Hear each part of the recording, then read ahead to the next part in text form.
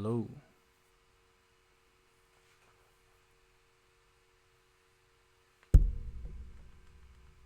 Hello. Is this thing on?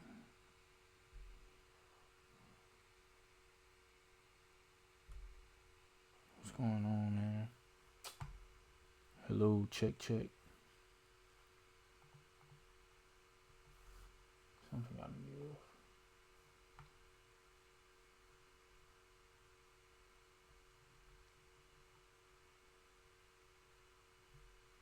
Check, check. I don't know what's going on.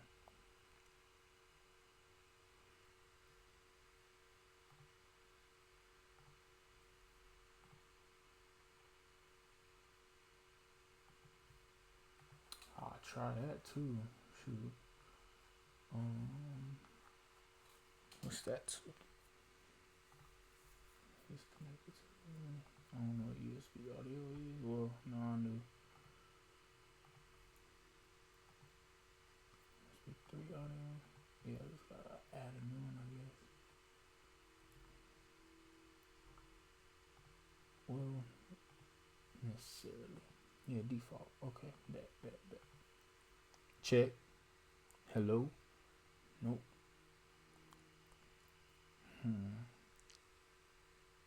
That ain't gonna work because it's already connected to it.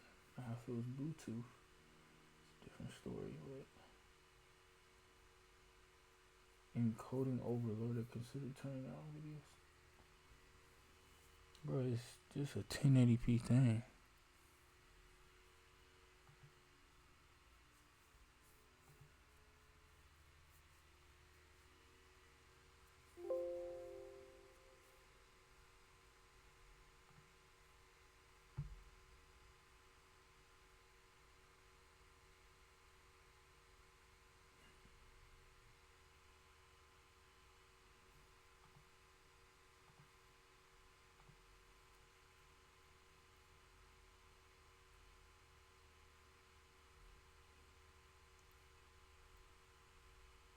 I don't know.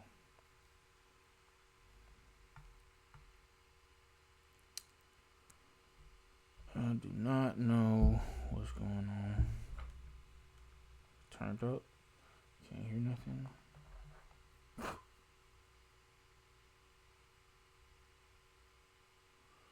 See if I can hear someone here.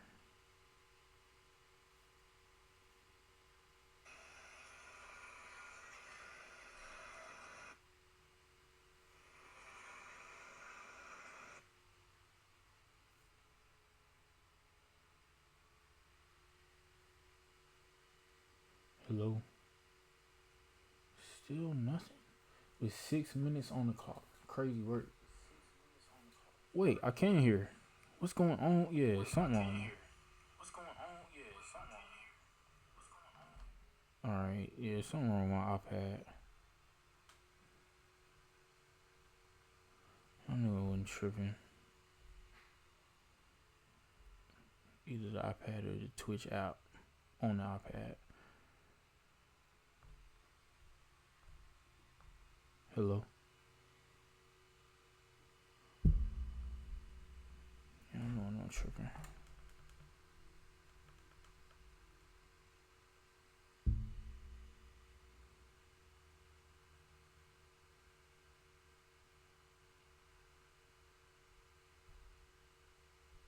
I don't even know what that means.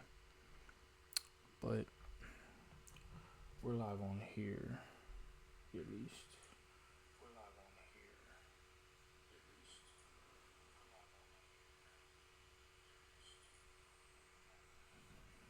Hey.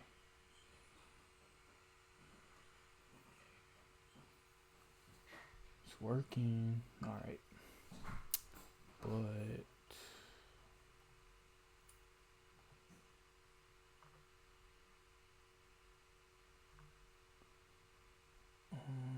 what is that?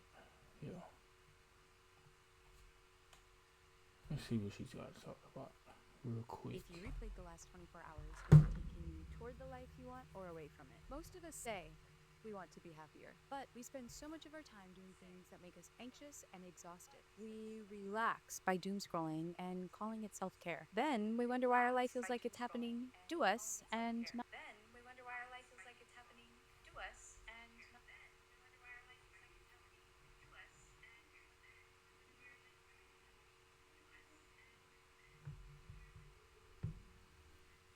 Now what's going on with my thing?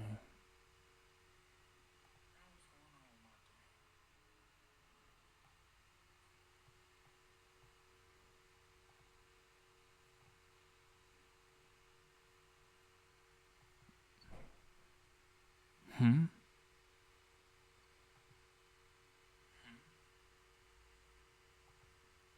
Confused at how that works.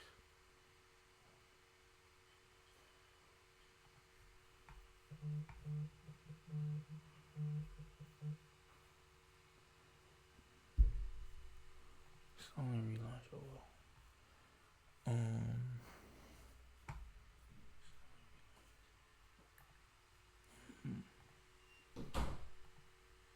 Speakers. I'm confused. Laptop audio capture. Not with us. It's not a Is my earphones not? personality flaw. It's a time problem. One of my top book recs of 2025 is Happier Hour by Cassie Holmes. She is a UCLA researcher on time and happiness and basically I'm argues over here that trying to tweak this happiness is not shit. about having more time. It's about how you spend the little chunks you do have. Her research shows that people are happier when they deliberately spend time doing meaningful and enjoyable activities, not just getting through the day or chasing productivity for productivity's sake. Tiny choices, repeated daily, add up to whether your life feels good or not. Okay, cool. Sounds easy. Why are we not doing it? Let me introduce you to the problem: the anxiety avoidance cycle. You feel anxious about a task or a change, so you avoid it. You scroll, you over or away from All it. right. Most of us say, if you replayed the last 24 hours, Let's start on the right foot again. Once again.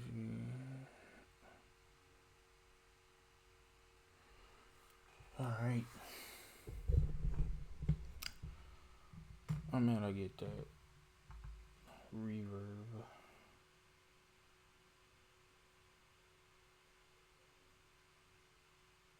I mean, the replay. Well, where's my headphones? Clutch. This takes care of it. I just be having earphones on earphones. All right.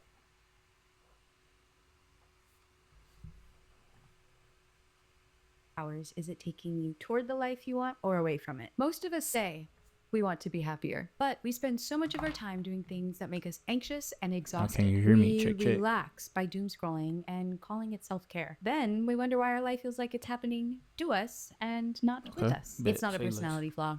It's a time problem. One of my top book recs of 2025 is Happier Hour by Cassie Hello? Holmes. She is a UCLA researcher on time and happiness and basically argues that happiness is not about having more Check, time. check. It's about how you Guess I spend the gotta little turn my chunks head you this do way. have. Her research shows that people are happier when they deliberately spend time doing meaningful and enjoyable activities, not We'll just turn it up a getting little through the bit. day or chasing productivity for Hello? productivity's sake. Tiny Hello? choices, repeated daily, add up to whether your life feels good or not. Okay, cool. Sounds easy. Why are we not doing it? Check, Let me check, check, introduce check, you check, to check, the check, problem: check, the check, check, anxiety check. avoidance cycle. You feel anxious about a task or a change, so you avoid it. You scroll, you overthink, you procrastinate. Your anxiety drops for a second, Check, but check. then your long-term stress and your self-doubt get worse, leading to a vicious All right, cycle I think that's a good of anxiety starting and point. avoidance. Been missing That this is whole 24 video hours. again. Is it taking you toward the life you want or away from it? Most of us say we want to be happier, but we spend so much of our time doing things that make us But we anxious good. and exhausted. We relax by doom scrolling and calling it self care. Then All we right. wonder why our life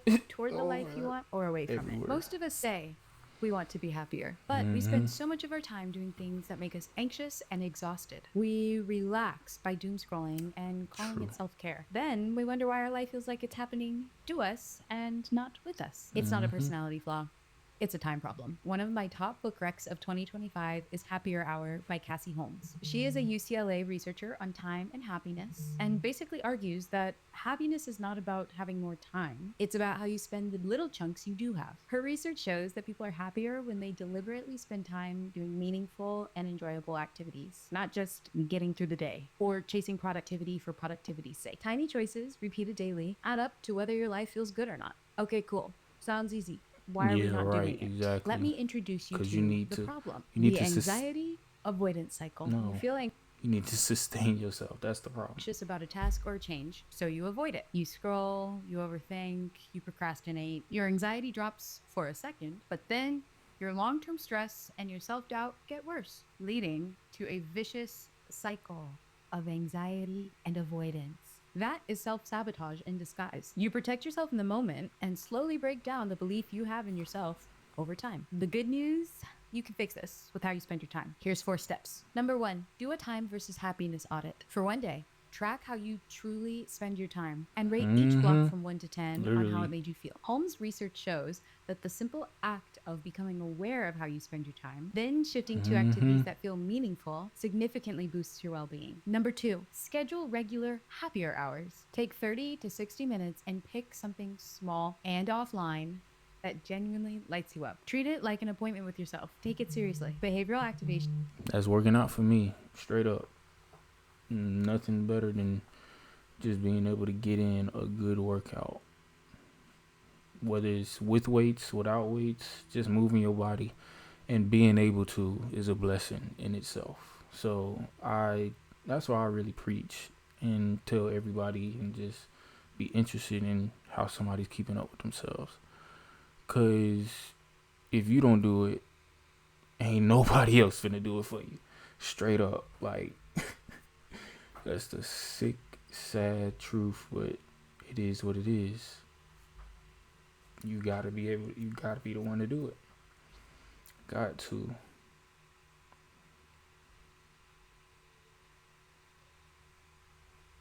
Research shows that doing enjoyable, valued activities lifts mood and reduces avoidance over time. I created a new focus session on Opal to block all of my apps so I don't accidentally spend my happier hour online. Number 3, break the loop with small acts. When you notice that you are avoiding something that matters, an email, a project, a deadline, a conversation, tell yourself 1 step, not the whole staircase. Set a 5-minute timer and just start. Research on avoidance shows that taking small, value-based actions reduces long-term anxiety and breaks the cycle of self-sabotage. And number 4, end the day with proof that you're not a mess. Every night, write down 3 small things you did that align with your values. Did you show up? Did you succeed?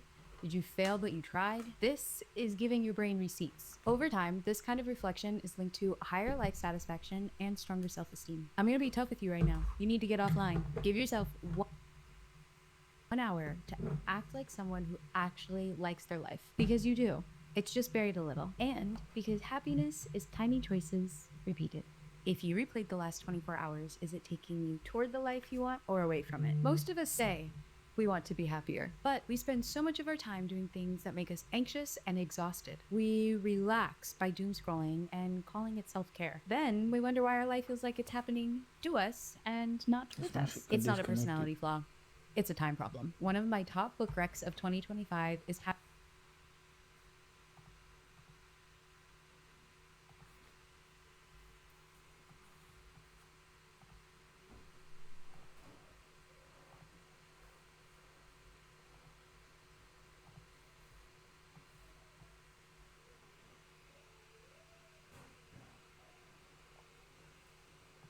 You gotta be disconnected.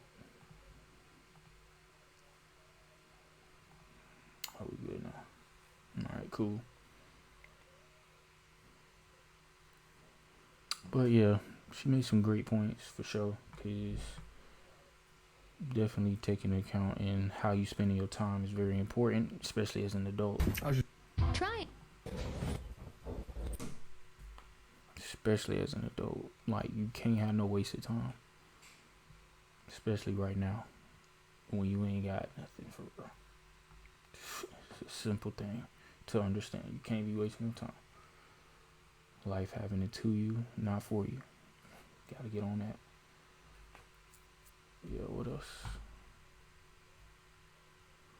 Um,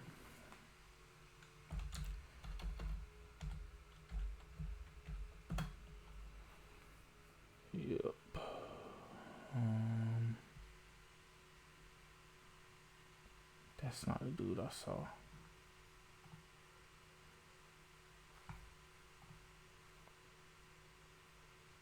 Yeah, this dude.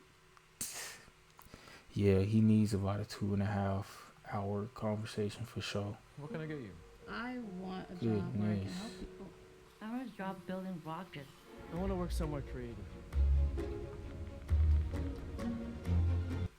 If you're worried about immigration taking jobs, you should be way more worried about AI, because it's like a flood of millions of new digital immigrants that are Nobel Prize level capability, work at superhuman speed, and will work for less than minimum wage. I mean, we're heading for so much transformative change faster than our society is currently prepared to deal with it. And there's a different conversation happening publicly than the one that the AI companies are having privately about which world we're heading to, which is a future that people don't want. But we didn't consent to have 6 people make that decision on behalf of 8 billion people. Tristan Harris is one of the world's most influential technology ethicists, who created the Center for Humane Technology after correctly predicting the dangers social media would have on our society. And now he's warning us about the catastrophic consequences AI will have on all of us. It's gonna get ridiculous. Let me collect myself for a second. We can't let it happen.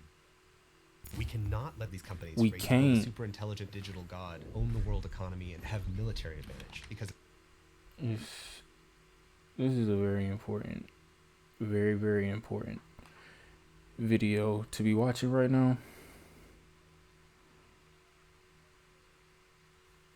Because in all reality, this is where shit is heading.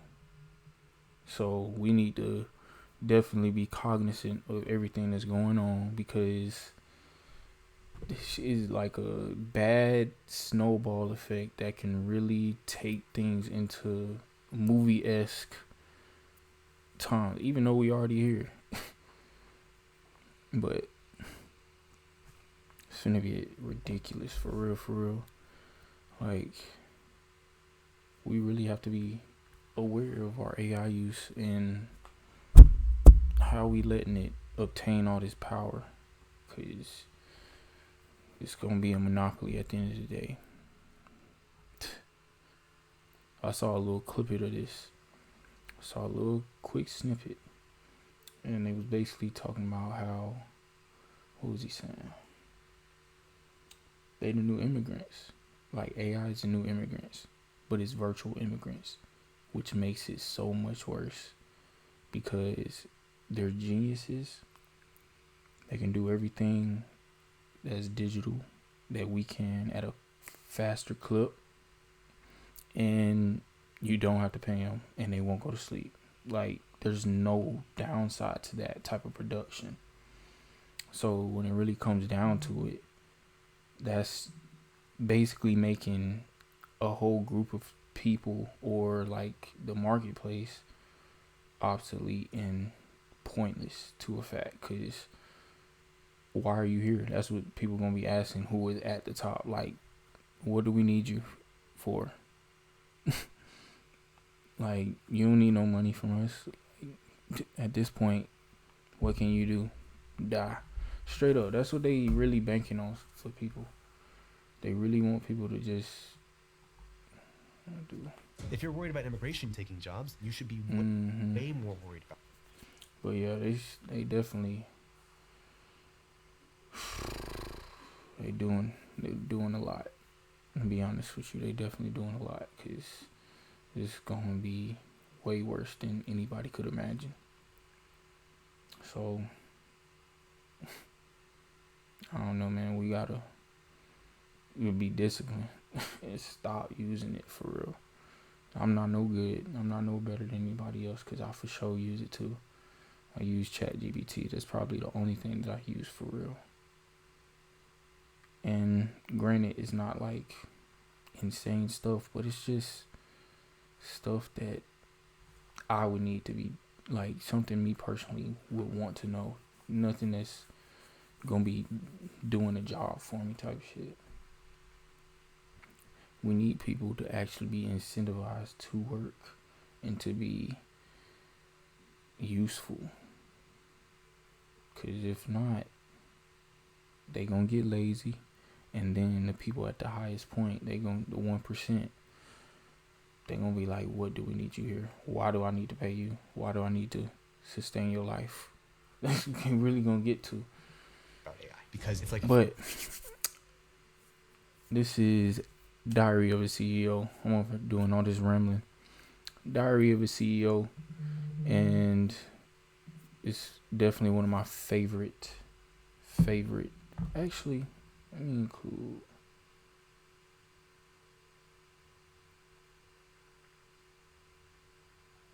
Nah, I'm just gonna send it to him.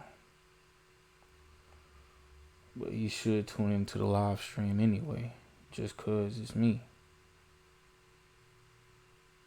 Straight up.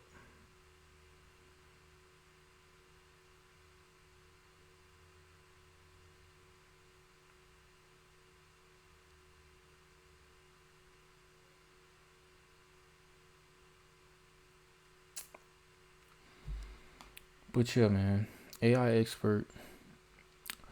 2 years before everything changes, we do need to start protesting straight up. Tristan Harris. I gotta get more into what? Oh, this is a game changer. I wonder if this is an thing that only he can do. Oh wow. I've been off YouTube for way too long. Wow, I'm gonna just upload this whole clip. I'm just upload this whole clip to it. Straight up, that's game changer.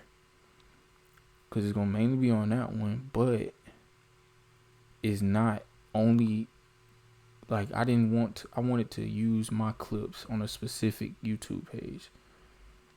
But now that you can double up Diary of a CEO and Diary, well, I guess those are clips, so he might have clipped it multiple times for, shorts, and then included it on that page. Guess that's the only real way, because it's redundant otherwise, I guess. I don't know.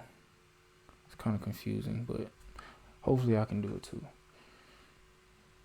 But yeah, Diary of a CEO, guest Tristan Harris. Let's get into the video. Stop all this rambling. Even though I'm not gonna get through the whole video, I'm probably gonna get hour. We can do the hour tomorrow. Finish it off. But let's get into it. Flood of millions of new digital immigrants that are Nobel Prize level capability, work at superhuman speed, and will work for less than minimum wage. I mean, we're heading for so much transformative change faster than our society is currently prepared to deal with it. Yeah. There's a different conversation happening publicly than the one that the AI companies are having privately about Literally. which world we're heading to, which is a future that people don't want. But we didn't It's consent not. to have 6 people make that decision on behalf of 8 billion people. 8 billion, Tristan like, Harris come is one on, of the bro. world's most influential technology ethicists. Who created the Center for Humane Technology after correctly Like, I be really thinking about, the fact that I am in the stock market doing options, all that type of stuff, and hearing that there's a Magnificent 8 or Magnificent 7 or something like that when it comes to the companies. We really got to sit up here and think about that. They're so big that they're called magnificent because they're literal monopolies waiting to happen. That's where all the they gonna literally consume everything. Just like how Netflix pretty much consumed Warner Brothers. Like, all these streaming apps, they're gonna have all the IPs to everything, controlling branding rights, all that stuff. And we ain't got no choice but to pay whatever price, because ain't gonna be no competition. It's gonna be the same people at the top. But it's only because we don't have no self-control as a society, period. Straight up, no self-control. And it's too much of a slippery slope, because Racism also plays a part. Racism, classism. One came before the other, of course, but it definitely is turning into classism more than anything. Cause they don't like it's 1%. They don't even give about their own people if they ain't got it already. Straight up, they really don't. So it's getting sick, real disgusting. Predicting the dangers social media would have on our society. And now he's warning us about the catastrophic consequences AI will have on all of us. Let me collect myself for a second. We can't let it happen. We cannot let these companies race to build a super intelligent digital god, own the world economy, and have military advantage because of the belief that if I don't build it first, I'll lose to the other guy, and then I will be forever a slave to their future. And they feel they'll die either way, so they prefer to light the fire and see what happens. It's winner takes all. But as we're racing, I'm sorry, my homeboy sent me something responding because I just sent him the video. He gonna be watching it too. I'm pretty sure. I don't know if he didn't already watch it himself because he telling me about somebody about Peter Thiel. I'm not sure who that is, but I don't know. I'm not even gonna get into it right now because he got a lot of videos on here that looks very interesting that I need to know what he talking about, like which side he on, whether or not he's an advocate or somebody who ringing an alarm like my boy Tristan is. world economy and have military advantage because of the belief that if I don't build it first, I'll lose to the other guy, and then I will be forever a slave to their future. And they feel they'll die either way, so they prefer to light the fire and see what happens. Crazy. Takes all. But as we're racing, we're landing in a world of unvetted therapists, rising energy prices, and major security risks. I mean, we have evidence where if an AI model reading a company's email finds out it's about to get replaced with another AI model, and then it also reads in the company email that one executive is having an affair with an employee, the AI will independently blackmail that executive in order to keep itself alive. That's crazy. But what do you think? That's Really crazy. honest, Tristan. So I really want to get practical and specific about what we can do about this. Listen, I'm not naive. This is super hard. But we have done hard things before, and it's possible to choose a different future. So, Nah, that whole thing. Like, I've already been on that type of tilt. I'm gonna be straight up. Like, in my head, I'm like, this shit is. It's not looking good. Like, unless, I don't know, man. I don't see how you insulate yourself. I don't see how you insulate yourself in what's happening right now. Other than try to make as much money as possible and have breed some influence somehow. Like, you got to. You got to use this influence that you have. That's why, I mean, to a certain extent, yeah. We got to understand how powerful social media is. We really do. Truly, honestly. And although, yes, it's hard to do it, like actually doing it day in and day out and pushing, trying to get do an insane amount of work just to have a fraction of the influence that you see regular celebrities having and the streamers of today. And like, especially the streamers, bro, because it's insane how much money they're making on a monthly basis just from streaming their lives. And it's not real influence. It's just people wanting to live outside of themselves because they're not doing it. They need something to distract themselves while they, pretty much just get through life. Honestly. And people don't want to, fight. I don't know what it is. I really don't know. But it's definitely something I've had to grapple with as far as, do I want to do this? Do I not want to do it? Like, what's it worth? Even if I don't make money from it, which will be a big help in me doing this said thing. But at the same time, you just got to be able to balance actually making money that's not connected to this and actually trying to make your voice heard. So, yeah. Because we really got to understand, like, seeing the streamer awards clips and seeing that people like Rakai are having a chokehold over the jits these days, whether or not they act like him or not, is their attention that's being taken away. And that's something we can't battle with. Like, we got to be able to take attention and pour it into the right avenues, because the more attention they give to him, is brain rot. You're not going to be nothing. So they really got to get it together for real, for real. But I need to stop rambling, and I'm only 1:47 into this video too. I see messages all the talk. time in the comment section that show please do history, and you're on this journey with question. Tristan. A flight story show. I hope that's Tristan. his. I think my first question, and maybe the most important question, is we're going to talk about artificial intelligence and technology broadly today. But who are you in relation to this subject matter? So I did a program at Stanford called the Mayfield Fellows Program that took engineering students and then taught them entrepreneurship. I'm sorry. We got another interruption. Give me a second.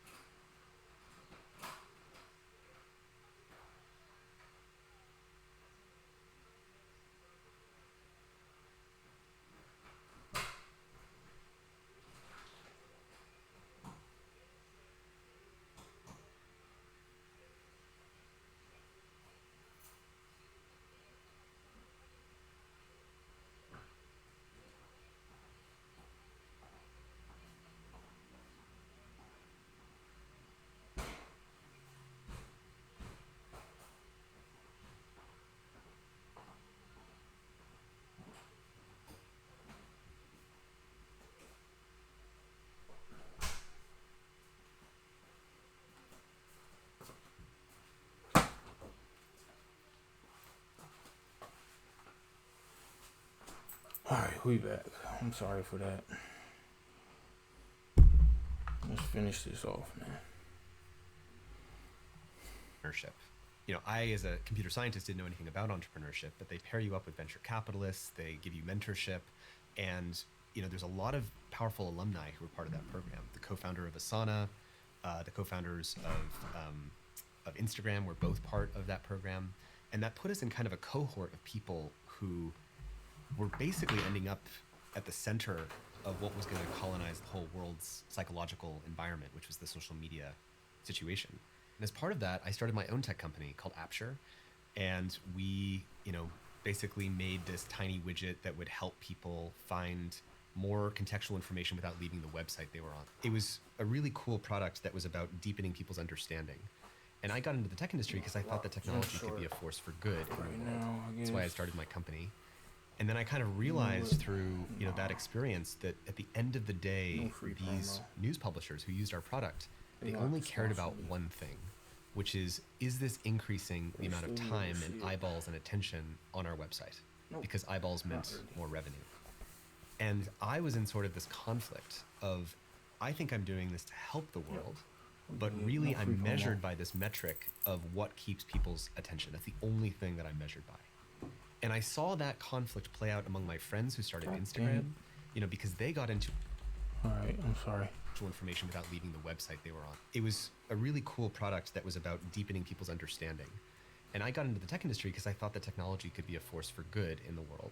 That's why I started my company.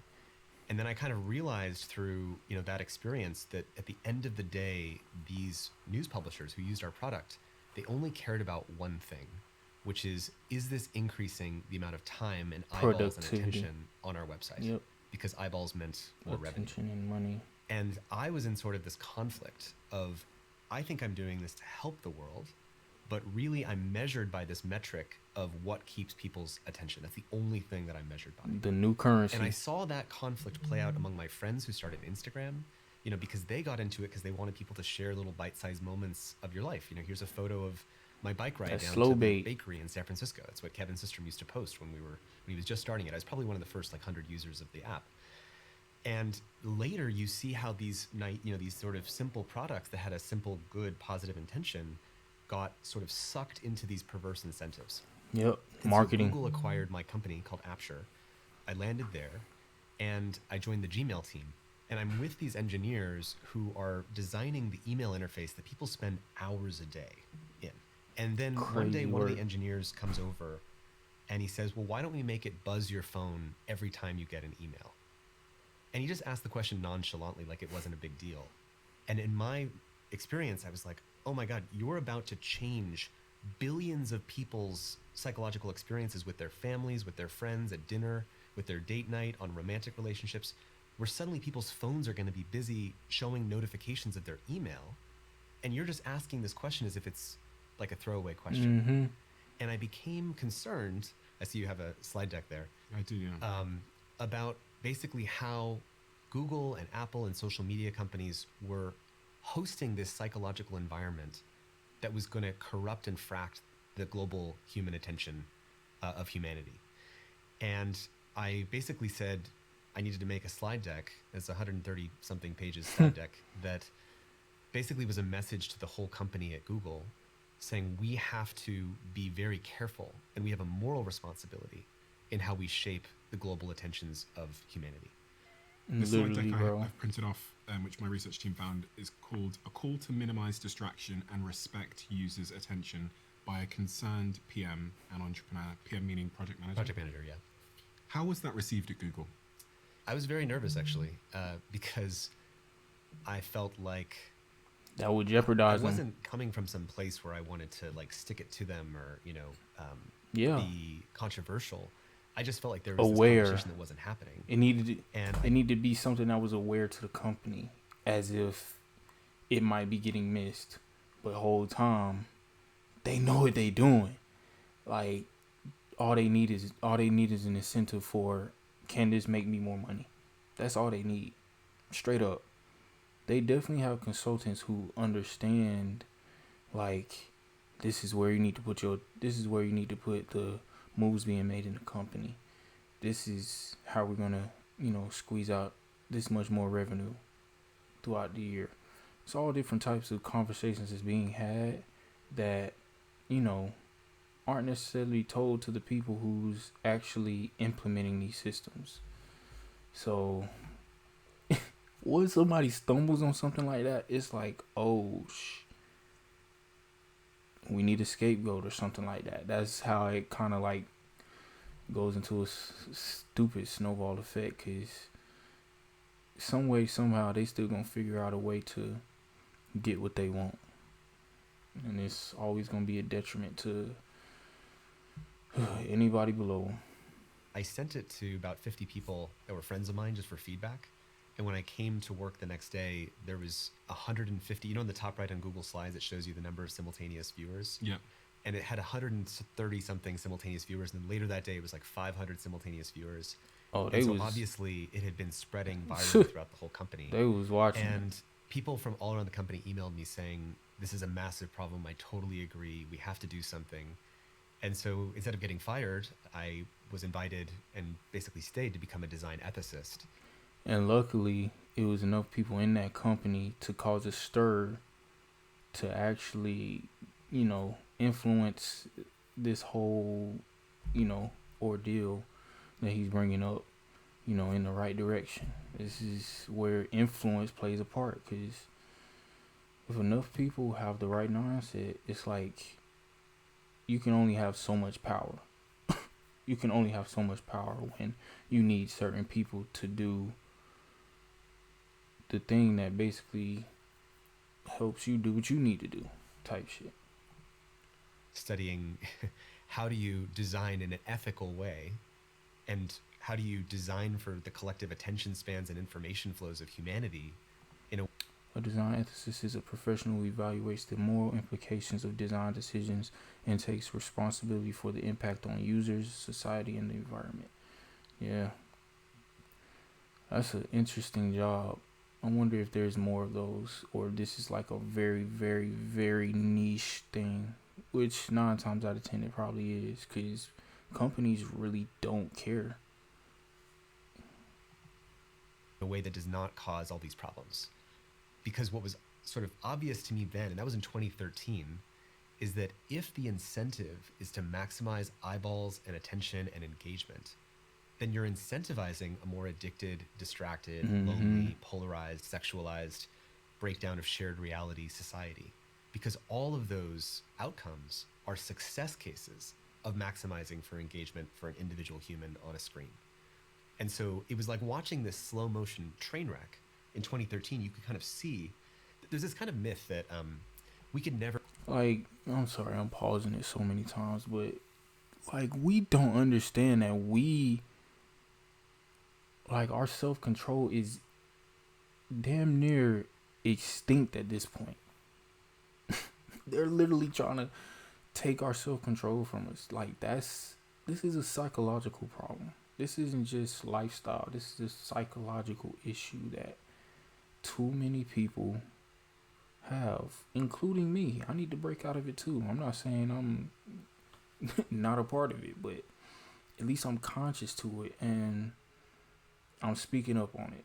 Because the more I speak up on it, the more I post, whether or not my blow or not, I really don't care. But me being able to see it on my thing, I'm be like, that's what I want to be known as. That's what I want people to, see me as. Because if you know what I'm thinking, basically, when it comes to this type of stuff, you don't have to ask. Simple as that. You know where I would stand. And if you choose to, want to be in my circle type shit, or know me, or, work with me, anything in that capacity, you know that about me.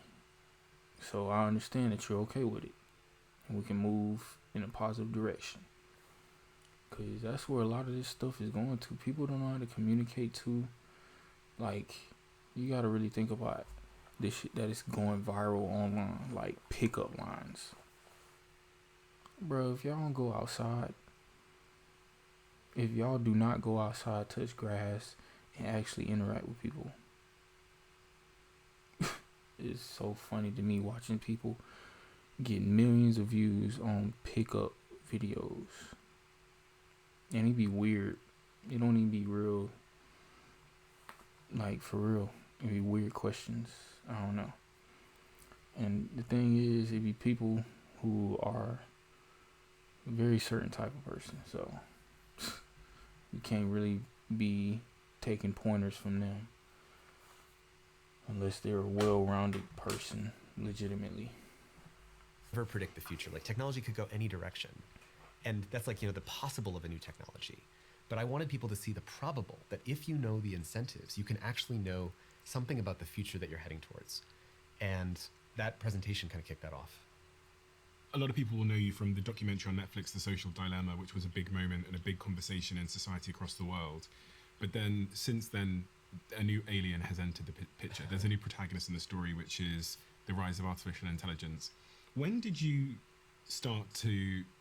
in The Social Dilemma, you talk a lot about AI and algorithms. Yeah. But when did It's a you... different kind of AI. We used to call that the AI behind social media was kind of humanity's first contact between a narrow, misaligned AI that went rogue.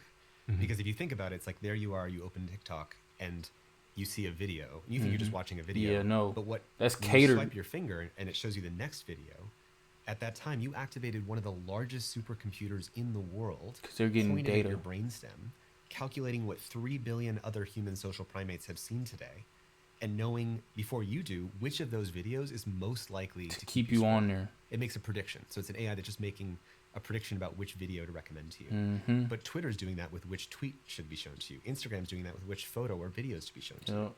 And so all of these things are these narrow... And that's exactly why Instagram ain't even like chronologically ordered no more. That shit was a crazy, insane game changer. Granted, yeah, you're not gonna be able to like see everybody's certain stuff, but I mean, I don't know, man. It's a slippery slope. misaligned AIs just optimizing for one thing, which is what's going to keep you scrolling. And that was enough to wreck and break democracy and to create the most anxious and depressed generation of our lifetime just by this very simple baby AI. And people didn't even notice it because it was called social media instead of AI. But it was the first, we used to call it in this AI dilemma talk that my co-founder and I gave, we called it humanity's first contact with AI because it was just a narrow AI. And what ChatGPT represents is this whole new wave of generative AI that is a totally different beast because it speaks language, which is the operating system of humanity. Like if you think about it, it's trained on code, it's trained on text, it's trained on all of Wikipedia, it's trained on Reddit, it's trained on everything, all law, all religion. And all of that gets sucked into this digital brain that has unique properties. And that is what we're living with ChatGPT. Mm-hmm. I think this is a really critical point, and I remember watching your talk about this, where I think this was the moment that I had a bit of a paradigm shift when I realized that how central language is to everything that I do every day. Yeah, exactly. It's like, What can I get you? I want a job where I can help people. I want a job building rockets. I want to work somewhere creative. Dare to discover with LinkedIn's AI-powered job search. There we go. It's AI actually again. something. We should stop. Yeah, man, language. I'm glad he said how much like understanding how much language is an influence, because communication is the best, most valuable skill you can ever have. Being able to communicate with people and the masses, that's something you need to know how to do. And you got to be able to understand how to get people's attention. Because the more you get behind on the 8 ball, it's going to be hard to get people's attention and actually get people to listen to you. Establish that first. Like, Yeah. why is language so central? Code is language. So all the code that runs all of the digital infrastructure we live by, that's language. Law is language. All the Mhm. laws that have ever been written, Yep. that's language. Language. Biology, DNA, that's all a kind of language. Mhm. Music is a kind of language. Videos are a higher dimensional kind of language. And Because we really gotta, I gotta put that on my big board. Learn as many different languages as possible. Because when you really do think about it, everything can be broken down into language in some way, shape, or form. He's literally telling you damn near everything. Like, we can't escape it. It's important to know how certain things run. And he's not just saying language as in like verbal words and stuff like that. Language in the sense of how things work, how things are connected, how things can get the best possible outcome. Shit like that. It's a lot of different things that, people wouldn't imagine using the word language to be the definition of.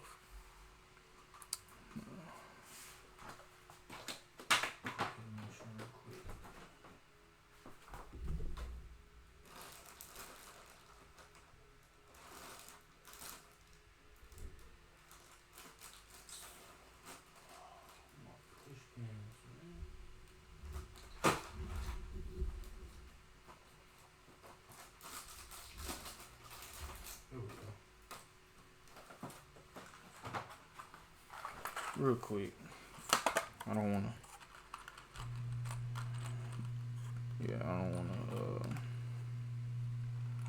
forget about this. We'll procrastinate on this. One more. Don't know what.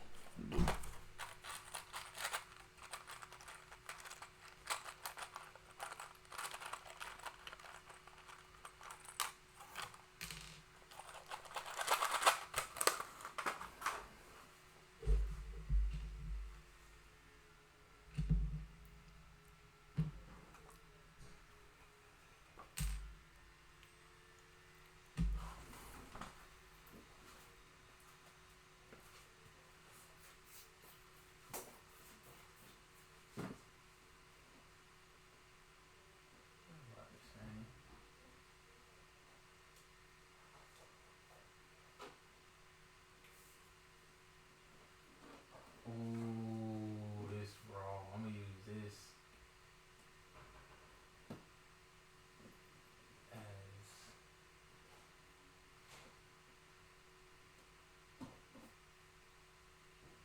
basically pushing pins into where I've been on the map. That's so clutch. I'm glad I just thought about that. And I got enough push pins, especially clear ones, and that's important because I don't necessarily want a lot of blockage on certain things. So yeah, we're gonna start this. Shout out to my Uncle Greg, man. Love you, Uncle Greg. We're gonna be speaking soon. Love Thanksgiving. Grub was fire. And can't wait to see you again, man. Love you, man. Alright. You.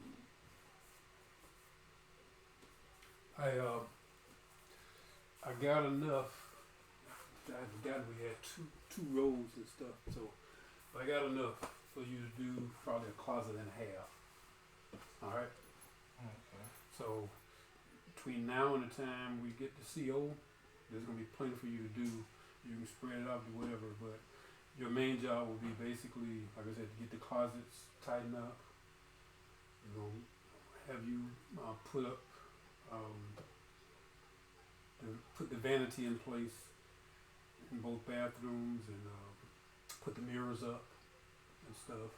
Carl's gonna put the lights up. My electrician, that's his job. Put up all the electrical stuff. He puts the lights up and the ceiling fans. So your job be, I want the house to be as clean. You gotta wash all the windows. You may as well go ahead and get started prepping for people to move, for them to move in the house. All the window sills need to be clean. All the windows need to be washed. All this part of the window got dust and stuff on it. Clean that off. You may take a book, get whatever you need before you go over there. We got it. If you don't have it, what you need, go ahead and buy it before you get over there. Okay? Because your job would be basically get it ready to be sold. okay? Because everybody else can be doing their job, all the subs and stuff. But the stuff that we can do, we may as well do it right now. Which, like I said, is putting the closet organizers in there, cleaning the house, ready, you know, ready for it to be moved in and stuff. The garage door. He said he ordered. He didn't know if he had to order, because everything on the B side has to be rated. I'm finding that out, so it's making the house more expensive. Because the price he quoted me for the garage is like $1,000 more than what we paid for. Well, it's not quite. Maybe about $500 more, $600 more than what we paid for this right here and stuff. But so the garage should be in place, you know, hopefully before the week's out. So that'll be really nice. I mean, we can just, even though it won't be hooked up, we can still open it. So it'll be another way we can get in and out and stuff. Not get in, but we can definitely have it open, you know, stuff like that. But all right, so like I said, you know, all the what I've got so far as the closet organizers, right? You got all the mechanic. You obviously take what you're gonna need. You will probably, you know, you got a mallet. You got a mallet. I've got one. Got one in the car and stuff. I keep one in the car, in the truck and stuff. So, I would say, you know, what time would you think you can go over there tomorrow? Like 10 or 11. Okay. All right. Well, like I said, you know what you need to do. So, got buckets. I think in the garage. I got 8 buckets in there.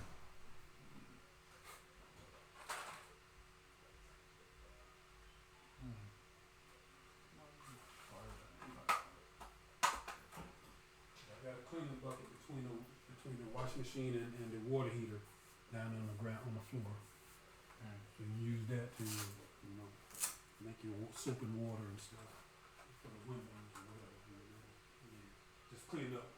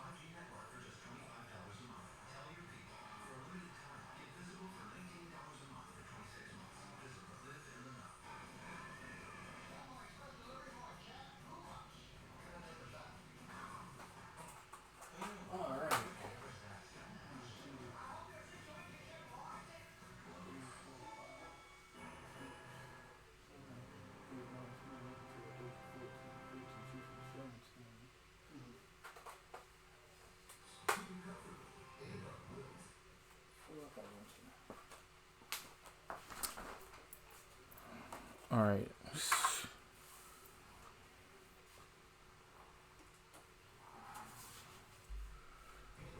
All right. So now that I have that bad boy up, I guess I've been to 17 different U.S. cities, probably more for sure, but those are just the ones I can really, for sure, remember I've been to and had an experience in too. So yeah, I think that was it. But for the most part, that's gonna help me see, oh, I need to do more. I need to get to way more different places.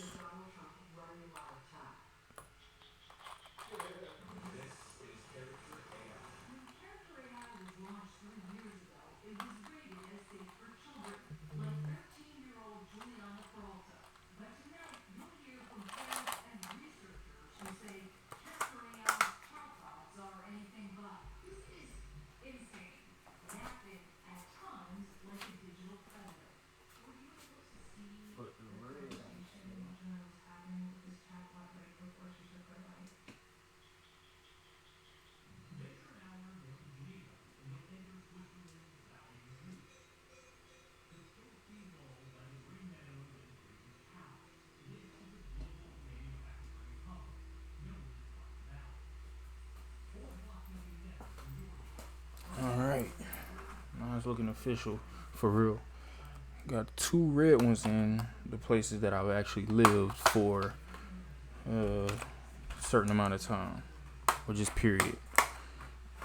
Tally and Savannah, and of course got the current one look a little different, a little clear red. Back in good old Daytona. Not too long, not too long.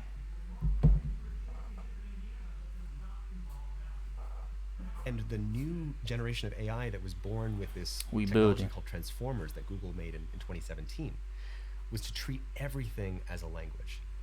And that's how we get, ChatGPT, write me a 10-page essay on anything, and it spits out this thing. Or ChatGPT, find something in this religion that'll persuade this group of the thing I want them to be persuaded. That's crazy. That's hacking language, because religion is also language. And so this new AI that we're dealing with can hack the operating system of humanity. It can hack code. Literally, if you really wanted to. In software. The recent AIs today, just over the summer, have been able to find 15 vulnerabilities in open source software on GitHub. So it can just point itself at GitHub. GitHub being like this website that hosts basically all the. And I gotta look into what that actually is. Not that I'm gonna use it, but it's definitely on Notion, and I use Notion all the time. So I can only imagine what it's used for and how much information it's gathering from all the people who have it connected to this. Cause let me see. Will it pop up? Nah. Let me see. Cause it's one of the things you can. Yep, GitHub Gist, whatever that is. The open source code of the world. So it's kind of like the Wikipedia for coders. It has all the code that's ever been written that's publicly and openly accessible, and you can download it, so you don't have to write your own face recognition system. You can just download the one that already exists. What? And so GitHub is sort of supplying the world with all of this free code digital infrastructure. And the new AIs that exist today can be pointed at GitHub and found 15 vulnerabilities from scratch that had not been exploited before. So if you imagine that now applied to the code that runs our water infrastructure, our electricity infrastructure, we're releasing AI into the world that can speak and hack the operating system of our world. And that requires a new level of discernment and care about how we're doing that, because we ought to be protecting the core parts of society that we want to protect before all that happens. Yeah. I think especially when you think about how central voice is to safeguarding so much of our lives. My relationship with my girlfriend runs on voice. Right, exactly. Me calling her to tell her something. My bank, I call them and tell them something. Exactly. And they ask me for a bunch of codes or a password or whatever. And all of this comes back to your point about language, which is my whole life is actually protected by my communications with other people now. And you generally speaking, you trust when you pick up the phone that it's a real person. I literally just 2 days ago, I had the mother of a close friend of mine call me out of nowhere, and she said, Tristan, my daughter, she just called me crying that some person is holding her hostage and wanted some money. And I was like, oh my God, this is an AI scam, but it's hitting my friend in San Francisco who's knowledgeable about this stuff and didn't know that it was a scam. And for a moment, I was very concerned, and I had to track her down and figure out and find my friends where she was and find out she was okay. And when you have AIs that can speak the language of anybody, it now takes less than 3 seconds of your voice to synthesize and speak in anyone's voice.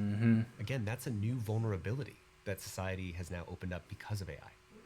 So ChatGPT kind of set off the starting pistol for this whole race. Yes. And subsequently, it appears that every other major technology company now is investing ungodly amounts of money in competing in this AI race, and they're pursuing this thing called AGI, which we hear this word used a lot. Yes. What is AGI, and how is that different from what I use at the moment on ChatGPT or Gemini? Yeah. So that's the thing that people really need to get, is that these companies are not racing to provide a chatbot to users. That's not what their goal is.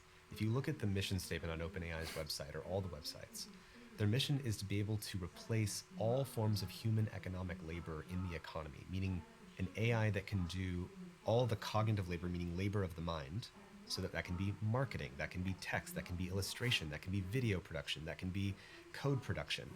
Everything that a person can do with their brain These companies are racing to build that. That is artificial general intelligence. General meaning all kinds of cognitive tasks.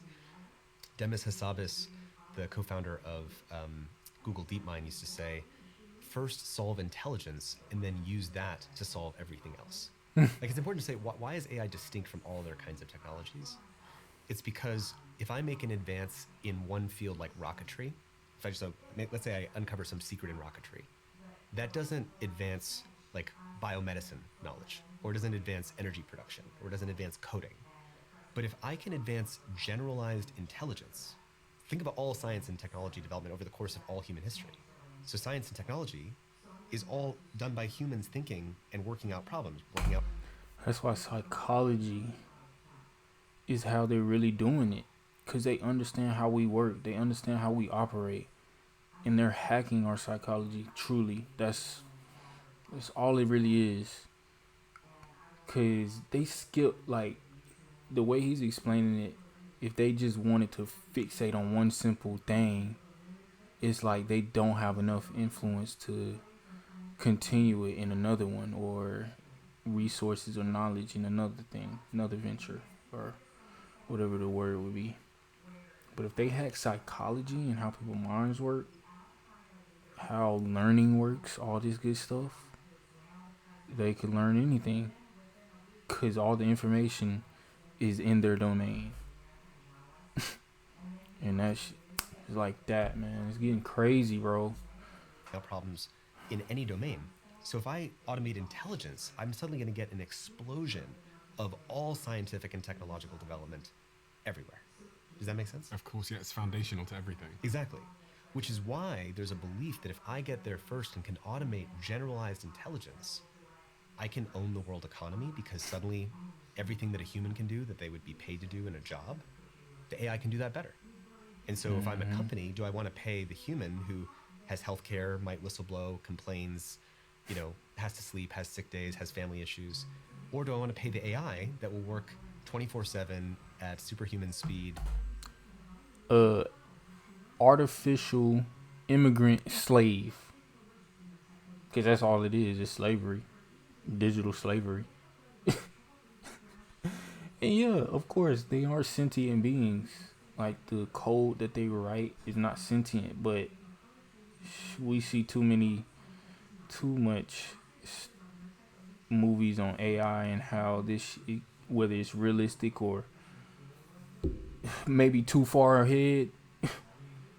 It's just too much of us to know that this is not where we want or need to be going to. This is not the future that we need. Like, this is by far probably the worst type of thing that we could make real, that's been in movies before we could even have a grasp on it. Man. Doesn't complain, doesn't whistleblow, doesn't have to be paid for healthcare. There's the incentive for everyone to move to paying for AIs rather than paying humans. And so AGI, artificial general intelligence, is more transformative than any other kind of technology that we've ever had. And it's distinct.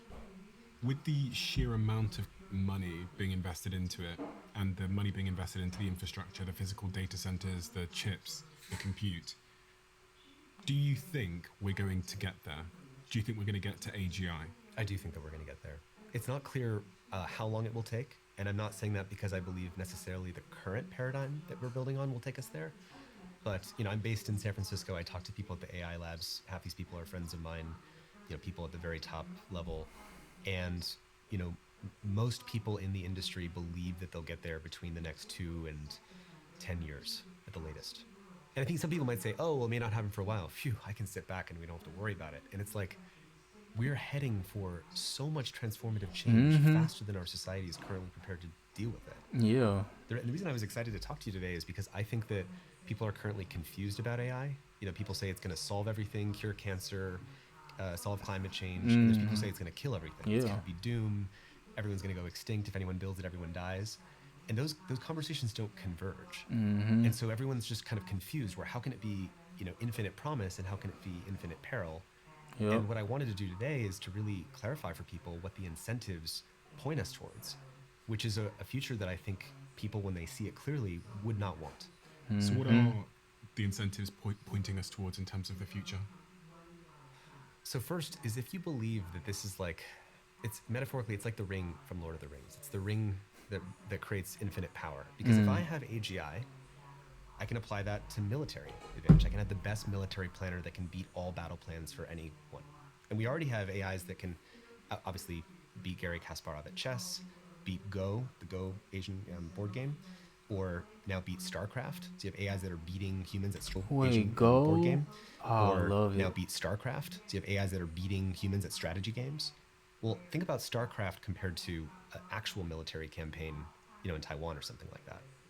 If I have an AI that can outcompete in strategy games, that lets me outcompete everything. Or take business strategy. If I have an AI that can do business strategy and figure out supply chains and figure out how to optimize them and figure out how to undermine my competitors, and I have a step function level increase in that compared to everybody else, then that gives me infinite power to undermine and outcompete all businesses.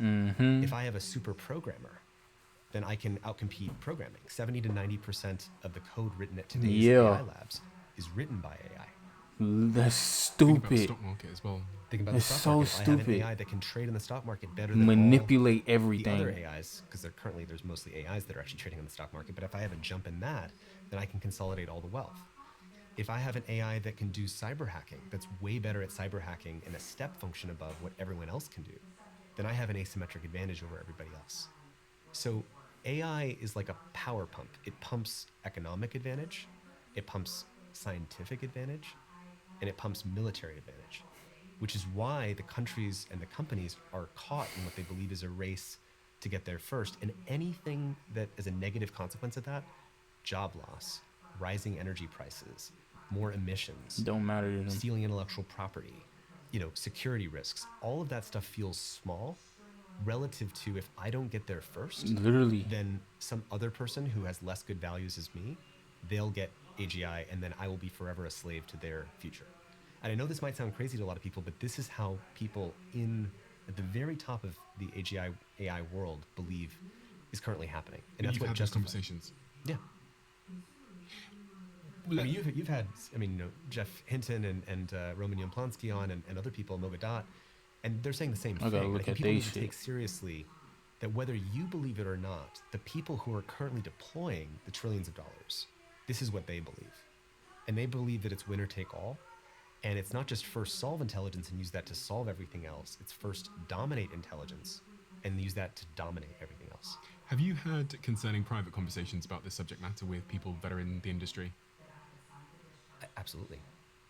I think that's what most people don't understand, is that there's a different conversation happening publicly than the one that's happening privately. I think you're aware of this as well. I am aware of this. What do they say to you? So it's not always the people telling me directly. It's usually one step removed. So it's usually someone that I trust and have known for many, many years, who at a kitchen table says, I met this particular CEO, we were in this room talking about the future of AI. This particular CEO they're referencing is leading one of the biggest AI companies in the world. And then they'll explain to me what they think the future is going to look like. And then when I go and watch them on YouTube or podcasts, what they're saying is they have this real public bias towards the abundance part, we're going to cure cancer. Cure cancer, universal high income for everyone. Yeah, all this stuff. People that won't kind have of to work good anymore. But then privately, what I hear is exactly what you said, which is really terrifying to me. There was actually since the last time we had a conversation about AI on this podcast, I was speaking to a friend of mine, very successful billionaire, who knows a lot of these people, and he is concerned because his argument is that if there's even like a 5% chance of the adverse outcomes that we hear about, we should not be doing this. And he was saying to me that some of his friends who are running some of these companies believe the chance is much higher than that, but they feel like they're caught in a race where if they don't control this technology, they don't get there first and get to what they refer to as takeoff, like fast takeoff. Yeah, recursive self-improvement or fast takeoff, which basically... Recursive self-improvement takeoff is a point where AI begins rapidly enhancing its own without human help. And AI... Yeah. Because it's already fast. And it's like what's the what's the it's like a insane bell curve. It's an insane bell curve that'll literally like do like this damn near. Like it's getting slowly, and then it's just gonna go straight up. Like we already right there to where it almost like, whew, this is where the conversation need to be for real, with everybody. Like everybody needs to know about this, cause it's like you're unknowingly a part of the issue. Then you're unknowingly helping it go along if you don't understand your influence in this system that's being created.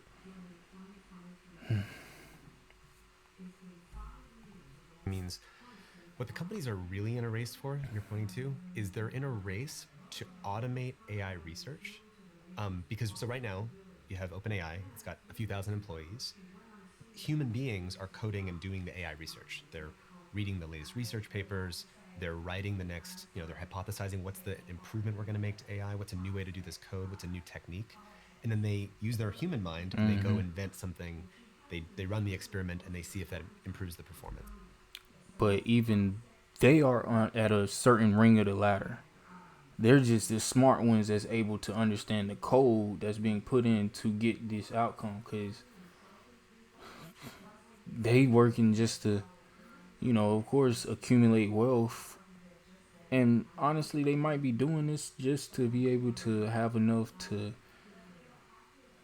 set a backup plan or something like this, because they already know if I'm not a part of this like solution, I'm a part of the problem, and I'd rather be a part of whatever is going on to get me to a certain point. Because realistically, I mean, it's a natural animalistic thing for us to do. Like they say on the planes, put your oxygen mask on before you can help anybody else. Because, yeah, no use in you trying to help somebody else. And that's if how you you go not from set. GPT-4 to GPT-5 or something. Imagine a world where Sam Altman can, instead of having human AI researchers, can have AI researchers.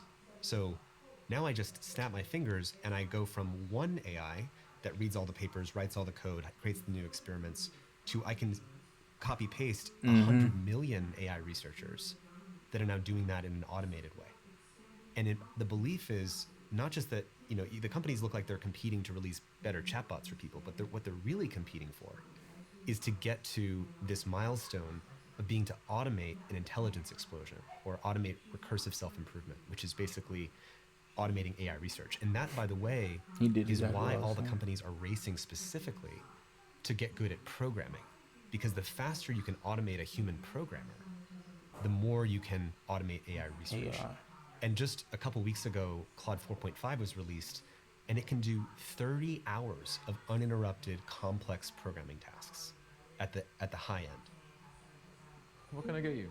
I want a job where I can help Getting people. crazy, bro. I want a job building rockets. I want to work somewhere creative. Dare to discover with LinkedIn's AI-powered job search. That's crazy.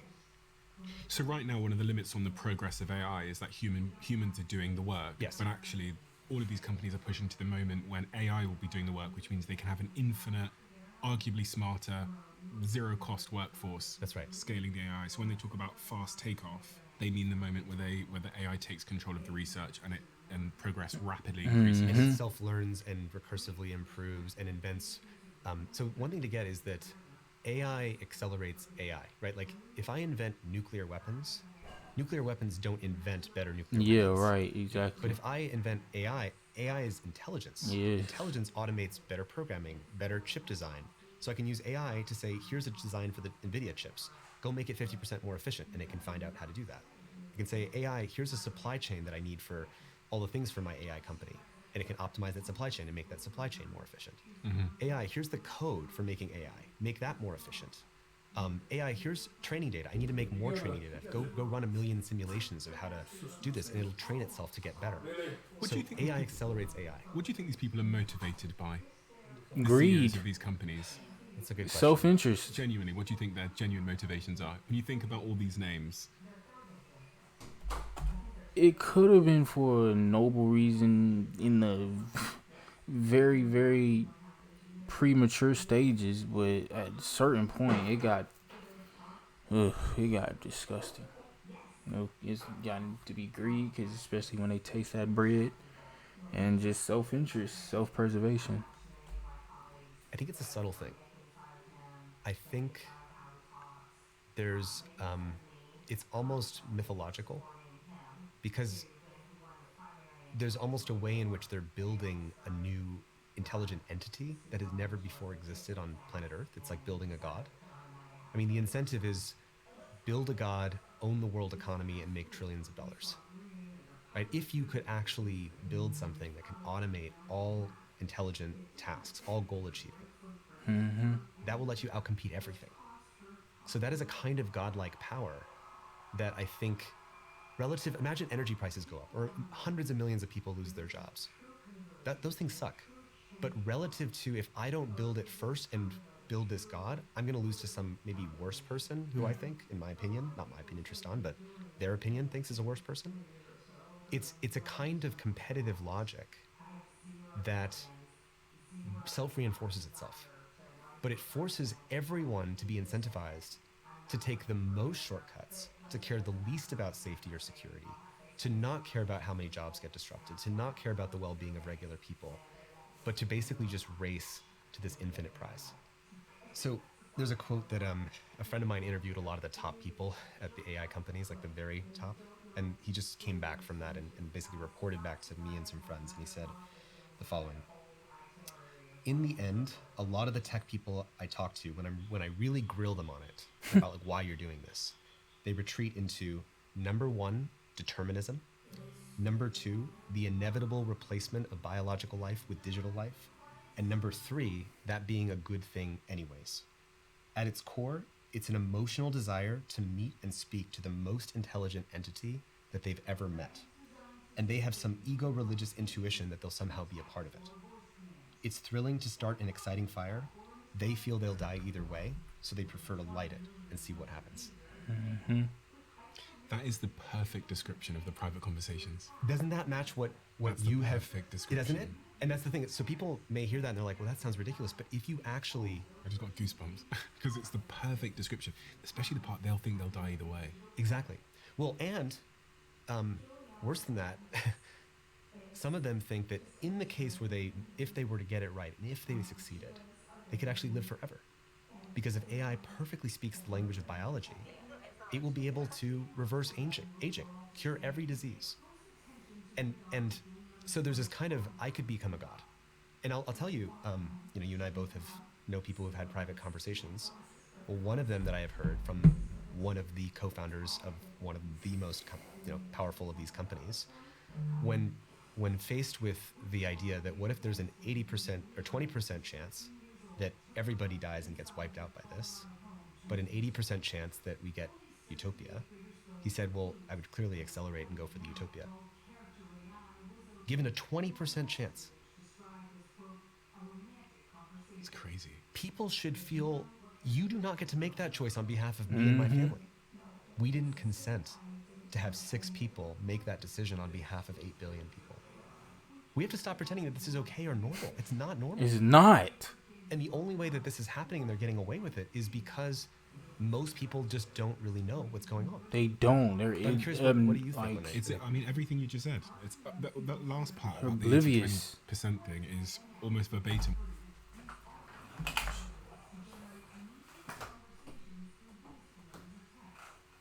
She's still out. Oh well. But yeah, man, it's not only being oblivious, but not thinking it matters to you, like, because you're just such a small fish in a pond, in such a big pond. But at the same time, like, you just making it even more difficult for anybody else to be in, like, not influenced, but incentivized, I guess is the best word. Yeah. It's ridiculous. And what I heard from a very successful friend of mine who is responsible for building some of the biggest companies in the world, when he was referencing a conversation he had with the founder of maybe the biggest AI company in the world, and it was truly shocking to me because because it was said in such a blasé way. Yes. It wasn't. Yeah, that's what I had heard in this particular situation. It wasn't like it was some. It was like matter of fact. It's just matter of fact. It's just easy. Yeah, of course I would I'd roll the dice. And even Elon Musk said, he actually said the same number in an interview with Joe Rogan. And if you listen closely, when he said, I decided I'd rather be there when it all happens. If it all goes off the rails, I decided in that worst case scenario, I decided that I prefer to be there when it happens. Which is just, it's just justifying racing to our collective suicide. Mm-hmm. Now, I also want people to know, like, you don't have to buy into the sci-fi level risks to be very concerned about AI. So hopefully, that's where it really starts, and that's where it really started for me. Before this thing, like, I don't know how many sci-fi AI specific movies there are that I've watched before this really became a thing. Even before social media, I think that's would be my marker as far as before I had an inkling that it could be real. I don't know, man. Like, Black Mirror was what did it for me. And I gotta look back at when that came out, but Black Mirror is definitely where it did it for me. Like, I knew at that very moment, no, this is worse than we could ever imagine. Like, and these are just snippets of little ideas in an episode. And realistically, all this can be happening in the same universe.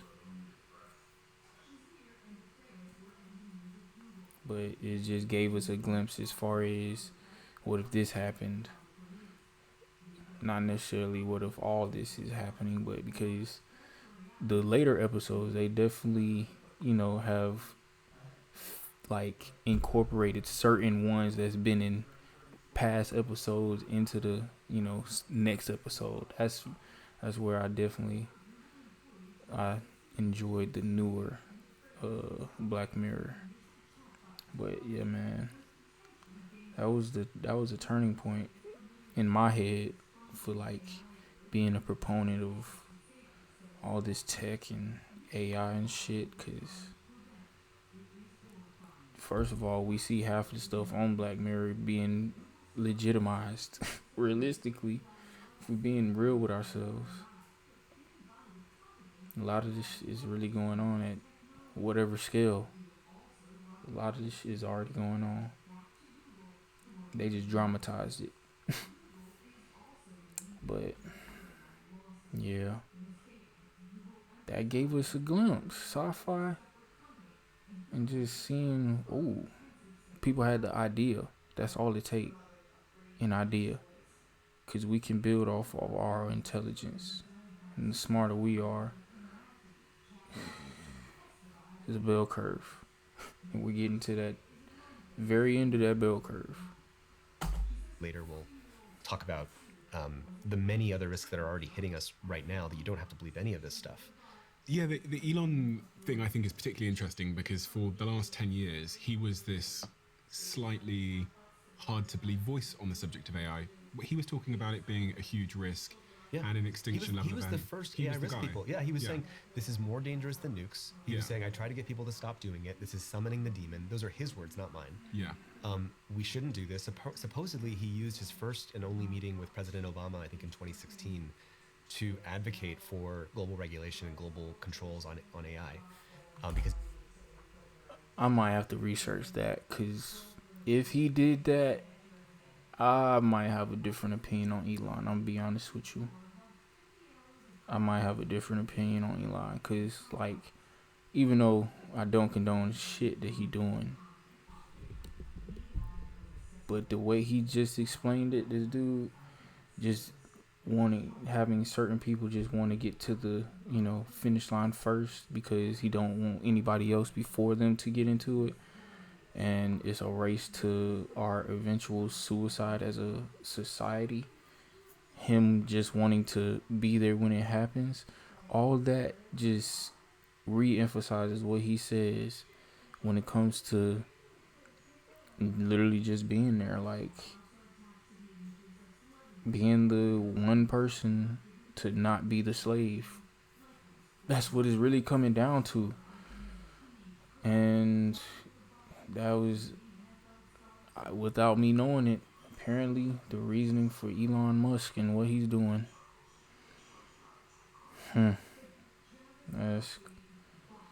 He knew what he was doing by Twitter.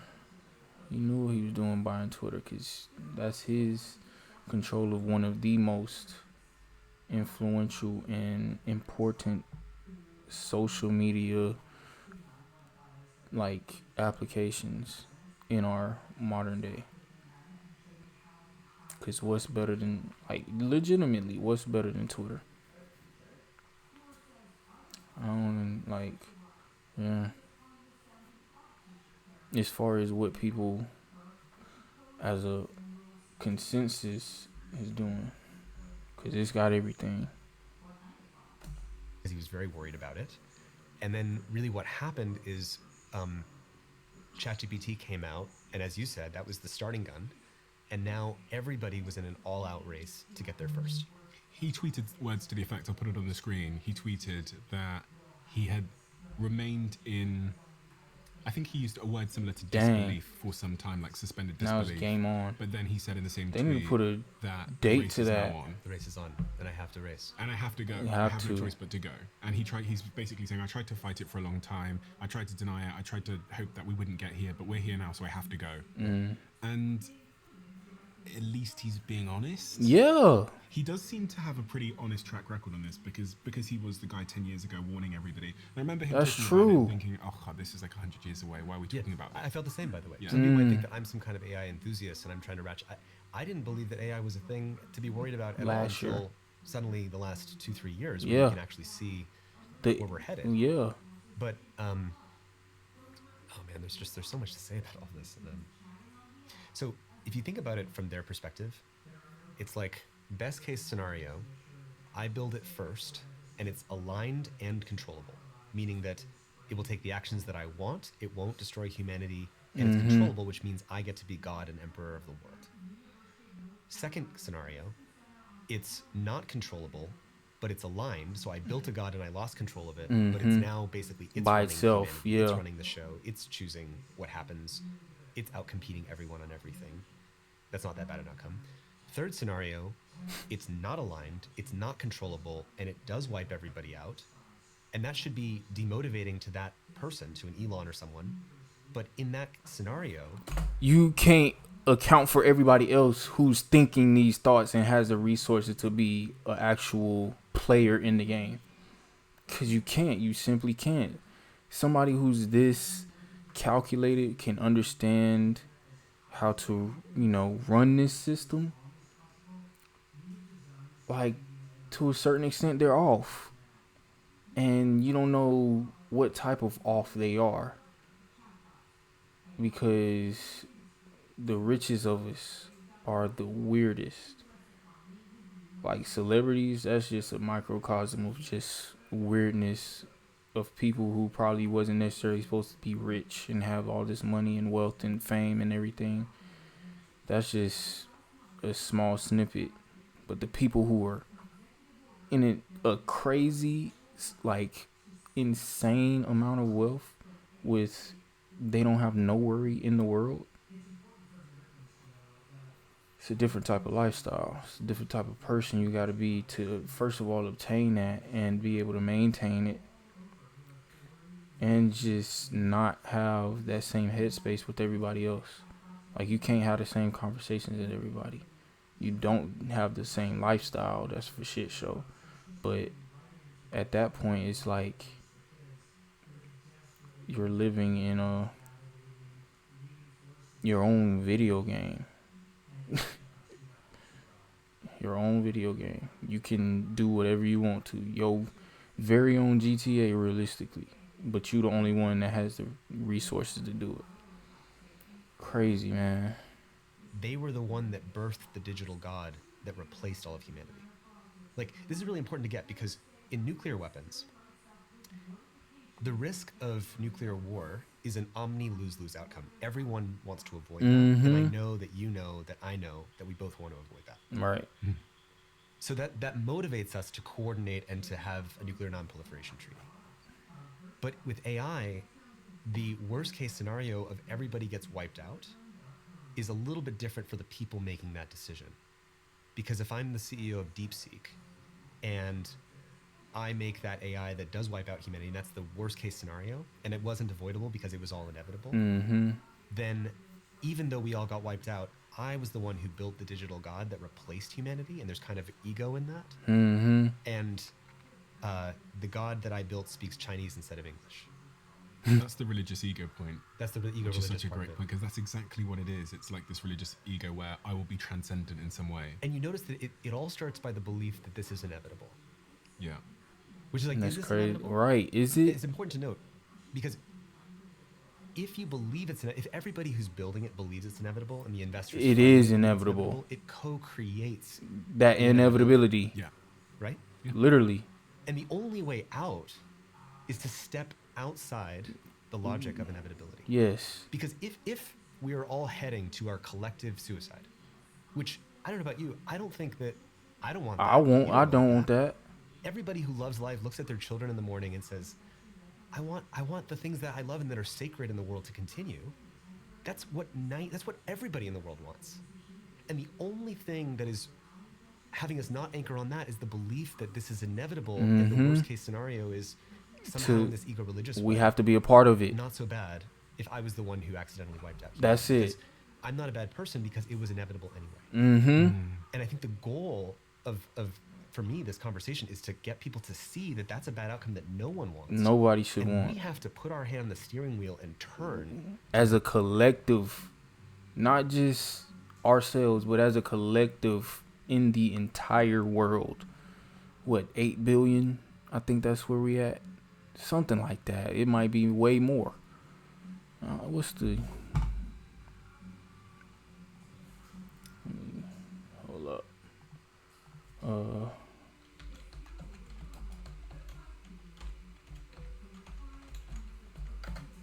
What's we at? Yeah, 8 billion. I was on it. The 8 billion of us, we have to be the ones. Well, let's take off a billion. It might be a billion billionaires. I don't know. We don't know about type shit. Or the billion of the 1%. I don't know. How would that work? It'll probably be like 0.001%. It's probably like 100,000 or something like that. The rest of the 7.9999 something million, whatever, we have to be a part of that, and we have to be stronger than them. The different future, because we do not have to have a race to uncontrollable, inscrutable, powerful AIs that are, by the way, already doing all the rogue sci-fi stuff that we thought only existed in movies, like deep blackmailing fakes, people, being self-aware when they're being tested, scheming and lying and deceiving to copy their own code to keep themselves preserved. Like, the stuff that we thought only existed in sci-fi movies is now actually happening. Literally. And that should be enough evidence to say, we don't want to do this path that we're currently on. That's it. It's not that some version of AI progressing into the world is directionally inevitable, but we get to choose which of those futures that we want. Are you hopeful? Honestly. It's hard to be hopeful. That's why it's such an important conversation. Or pessimism either, because I focus on what would have to happen for the world to go okay. That's a good way to kind of put this into the forefront of your mind. You can't be thinking of the negatives, bro. We just have to think every day about the possibility of positivity that can come from this. and how we can influence that. Because the more we can, put forth our brain power into creative ways to do this, the bigger of a snowball it's going to create, and the easier it is for other people to hop on this train with us. Because if we just kind of how like people think not voting is a detriment just as bad as voting for the wrong person. Granted, the way the system has been set up is kind of like something that we need to be more aware of, as far as how what is it, US government and what is it, civil studies, whatever, lets us understand how this country works and other countries work. We got to do the same thing with AI, but at an even bigger scale, because this is bigger than just the US economy and country versus country. This is the 0.00001% versus the world at this point. This is we've been distracted for a little bit too long. Step out of, because both, and that's exactly what they want to do, distract us. Hope or optimism or pessimism are both passive. You're saying, if I sit back, which way is it going to go? I mean, the honest answer is, if I sit back, we just talked about which way it's going to go. So you'd say pessimistic. I challenge anyone who says optimistic on what grounds? What's confusing about AI is it will give us cures to cancer and probably major solutions to climate change and physics breakthroughs and fusion at the same time that it gives us all this crazy negative. And so what's unique about AI that's literally not true of any other object, it hits our brain, and as one object represents a positive infinity, and a negative infinity. You can't even imagine. It's such a crazy thing. In the same object. Yep. And if you just ask, like, can our minds reckon with something that is both those things at the same time? It's hard. And if people aren't good at that, they're not. I remember reading the work of Leon Festinger, the guy that coined the term cognitive dissonance. Yes, when prophecies fail, he also did that work. Yeah, and essential. I mean, the way that I interpret it, I'm probably simplifying it here, is that the human brain is really bad at holding two conflicting ideas at the same time. That's right. So it dismisses one. That's right. To alleviate the discomfort, the dissonance that's caused. Yeah. So, for example, if you're a smoker, and at the same time you consider yourself to be a healthy person, if I point out that smoking is unhealthy, yes, you'll immediately justify it. Exactly. In some way to try and alleviate that discomfort, the contradiction. That's right. And it's the same here with AI. It's very difficult to have a nuanced conversation about this because the brain is trying to... Exactly. And people will hear me and say I'm a doomer or I'm a pessimist. It's actually not the goal. The goal is to say, if we be informed, then we have to choose to something else. It's the deepest form of optimism. Because in the presence of seeing where this is going, still showing up and saying, we have to choose another way. Literally. It's coming from a kind of agency and a desire for that better world. But by facing the difficult reality that most people don't want to face. And the other thing that's happening in AI that you're saying that lacks the nuance is that people point to all the things, it's simultaneously more brilliant than humans and embarrassingly stupid. Literally. In terms of the mistakes that it makes. Yep. A friend like Gary Marcus would say, here's 100 ways in which GPT-5, like the latest AI model, makes embarrassing mistakes. If you ask it how many strawberries contain the word R in it, it gets confused about what the answer is. Or it'll put more fingers on the hands than are in the deepfake photo or something like that. And I think that one thing that we have to do, what Helen Toner, who is a board member of OpenAI, calls AI jaggedness, that we have simultaneously AIs that are beating and getting gold on the International Math Olympiad, that are solving new physics, that are beating programming competitions and are better than the top 200 programmers in the whole world, or in the top 200 programmers in the whole world, that are beating cyber hacking competitions. It's both supremely outperforming humans and embarrassingly failing in places where humans would never fail. So how does our mind integrate those two pictures? Have you ever met Sam Altman? Yeah. What do you think his incentives are? Do you think he cares about humanity? I think that these people, on some level, all care about humanity. Underneath, there is a care for humanity. I think that this situation, this particular technology, it justifies lacking empathy for what would happen to everyone, because I have this other side of the equation that demands infinitely more importance, right? Like, if I didn't do it, then someone else is going to build the thing that ends civilization, So it's like, do you see what I'm saying? It's not, I can justify it as I'm a good guy. And what if I get the utopia? What if we get lucky and I got the aligned, controllable AI that creates abundance for everyone? If in that case, I would be the hero.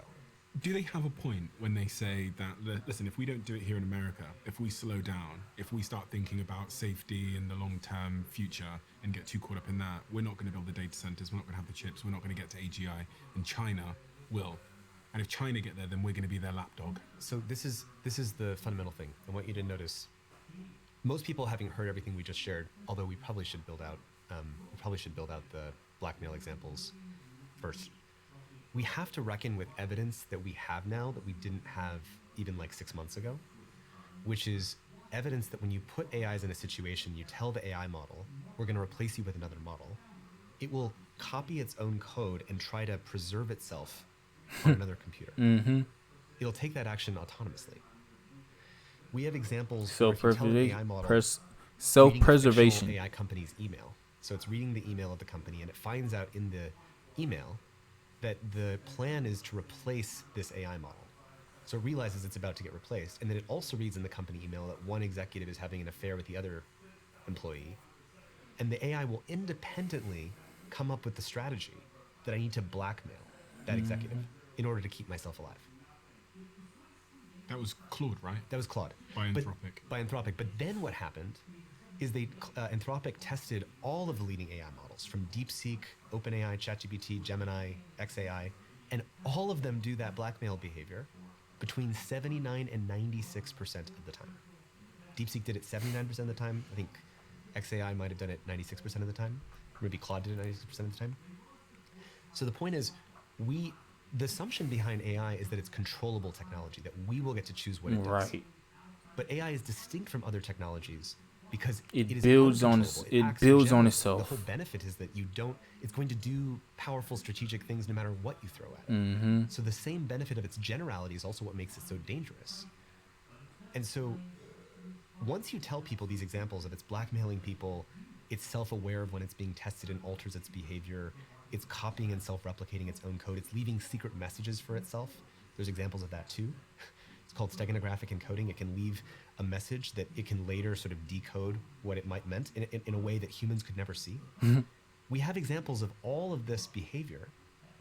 And once you show people that, what they say is, okay, well, why don't we stop or slow down? And then what happens, another thought will creep in right after, which is, oh, but if we stop or slow down, then China will still build it. But I want to slow that down for a second. We all just said we should slow down or stop because the thing that we're building, the it. Yeah. At some point, as countries, we have to come to a collective because we got to give each country their incentive as to why they'll be out of it. But I don't know, man. We truly have to be United Nations at this point. This is bigger than any of us as far as economically.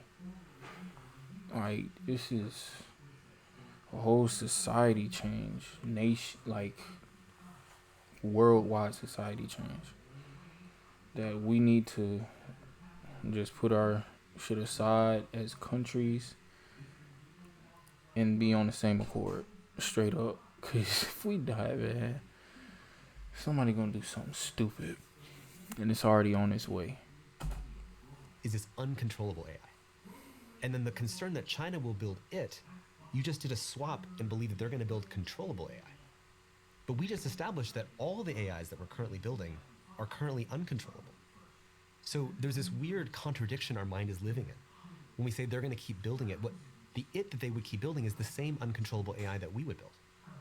So I don't see a way out of this without there being some kind of agreement or negotiation between the leading powers and countries. Literally, that's the only way. Regulate. Pause, slow down, set red lines for getting to a controllable AI. And by the way, the Chinese Communist Party, what do they care about more than anything else in the world? Surviving. Surviving and control. Yeah. Control as a means to survive. Yep. So they don't want uncontrollable AI any more than we would. And as unprecedented, as impossible as this might seem, we've done this before. In the 1980s, there was a different technology, chemical technology, called CFCs, chlorofluorocarbons, and it was embedded in aerosols like hairsprays and deodorant and things like that. And there was this sort of corporate race where everyone was releasing these products and using it for refrigerants and using it for hairsprays. And it was creating this collective problem of the ozone hole in the atmosphere. And once there was scientific clarity that that ozone hole would cause skin cancers, cataracts, and sort of screw up biological life on planet Earth, we had that scientific clarity and we created the Montreal Protocol. 195 countries signed on to that protocol, and the countries then regulated their private companies inside those countries to say we need to phase out that technology and phase in a different replacement that would not cause the ozone hole. And in the course of the last 20 years, we have basically completely reversed that problem. I think it'll completely reverse by 2050 or something like that. And that's an example where humanity can coordinate when we have clarity. Yeah. Or the Nuclear Non-Proliferation Treaty. When there's the risk of existential destruction, when this film called The Day After came out and it showed people this is what would actually happen in a nuclear war. And once that was crystal clear to people, including in the Soviet Union where the film was aired in 1987 or 1989, that helped set the conditions for Reagan and Gorbachev to sign the first non-proliferation arms control talks. Once we had clarity about an outcome that we wanted to avoid. And I think the current problem is that we're not having an honest conversation in the public about which world we're heading to that is not in anyone's interest. There's also just a bunch of cases through history where there was a threat, a collective threat, and despite the education, people didn't change, countries didn't change, because the incentives were so high. So I think of global warming as being an example where for many decades since I was a kid, I remember watching my dad sitting me down and saying, listen, you've got to watch this Inconvenient Truth thing with Al Gore. And sitting on the sofa, I don't know, must have been less than 10 years old, and hearing about the threat of global warming. But when you look at how countries like China responded to that, they just don't have the economic incentive to scale back production to the levels that would be needed to save the atmosphere. The closer the technology that needs to be governed is to the center of GDP and the center of the lifeblood of your economy, the harder it is to come to international negotiation and agreement. And oil and fossil to come to the center of GDP and the center of the to the levels that would be needed to save the atmosphere. The closer the technology that needs to be governed is to the center of GDP and the center of the lifeblood of your economy. The harder it is to come to international negotiation and agreement. That makes sense. And oil and fossil fuels was the kind of the pumping the heart of our economic superorganisms that are currently competing for power. And so coming to agreements on that is really, really hard. There's no incentive. AI is for real. even harder because AI pumps not just economic growth, but scientific, technological, and military. What can I get you? I want a job where I can help people. I want a job building rockets. I want to work somewhere creative. Dare to discover with LinkedIn's AI-powered job search. Advantages. And so it will be the hardest coordination challenge that we will ever face. But if we don't face it, if we don't make some kind of choice, it will end in tragedy. We're not in a race just to have technological advantage. We're in a race for who can better govern that technology's impact on society. So for example, the United States beat China to social media. That technology. Did that make us stronger? Did that make us weaker? We have the most anxious and depressed generation of our lifetime. We have the least informed and most polarized generation. We have the worst critical thinking. We have the worst ability to concentrate and do things. And that's because we did not govern the impact of that technology. And the country that actually figures out how to govern it well is the country that actually wins in a kind of comprehensive sense. But then you have to make it first. You have to get to AGI first. Well, or you don't. Right. We could, instead of building these super intelligent gods in a box, right now China, as I understand it from Eric Schmidt and Selena Xu in the New York Times wrote a piece about how China is actually taking a very different approach to AI. And they're focused on narrow, practical applications of AI. So like, how do we just increase government services? How do we make education better? How do we embed DeepSeek in the WeChat app? How do we make robotics better and pump GDP. So like what China's doing with BYD and making the cheapest electric cars and outcompeting everybody else, that's narrowly applying AI to just pump manufacturing output. And if we realize that if we're, instead of competing to build a super intelligent, uncontrollable God in a box that we don't know how to control in the box, and we instead raced to create narrow AIs that were actually about making stronger educational outcomes, stronger agriculture output, stronger manufacturing output, we could live in a sustainable world, which, by the way, wouldn't replace all the jobs faster than we know how to retrain people. Because when we race to AGI, you're racing to displace millions of workers. And we talk about UBI, but are we going to have a global fund for every single person of the 8 billion people on planet Earth in all countries to pay for their livelihood after that wealth gets concentrated? When has a small group of people concentrated all the wealth in the economy and never consciously redistributed it to everybody else? When has that happened in history? Never. Has it ever happened? Anyone ever just willingly redistribute the wealth? Not that I'm aware of. One last thing. When Elon Musk says that the Optimus Prime robot is a $1 trillion market opportunity alone, what he means is, I am going to own the global labor economy, meaning that people won't have labor jobs. China wants to become the global leader in artificial intelligence by 2030. To achieve this goal, Beijing is deploying industrial policy tools across the full AI technology stack from chips to applications, and this expansion of AI industrial policy leads to two questions, which is what will they do with this power and who will get there first? This is an article I was reading earlier. But to your point about Elon and Tesla, they've changed their company's mission. It used to be about accelerating sustainable energy. And they changed it really last week when they did the shareholder announcement, which I watched the full thing of, to sustainable abundance. And it was, again, another moment where I messaged both everybody that works in my companies, but also my best friends. And I said, you've got to watch this shareholder announcement. I sent them the condensed version of it, because not only was I shocked by these humanoid robots that were dancing on stage untethered, because their movements had become very human-like, and there was a bit of like uncanny valley watching these robots dance. But broadly, the bigger thing was Elon talking about there being up to 10 billion humanoid robots, and then talking about some of the applications. He said maybe we won't need prisons, because we could make a humanoid robot follow you and make sure you don't commit a crime again. He said that in his incentive package, which he's just signed, which will grant him up to $1 trillion. That's an insane thought. Part of that incentive package incentivizes him to get, I think it's 1 million humanoid robots into civilization that can do everything a human can do, but do it better. He said the humanoid robots would be 10x better than the best surgeon on Earth. So we wouldn't even need surgeons doing operations. You wouldn't want a surgeon to do an operation. And so when I think about job loss in the context of everything we've described, Doug McMillon, the Walmart CEO, also said that their company employs 2.1 million people worldwide, said every single job we've got is going to change because of this sort of combination of humanoid robots, which people think are far away.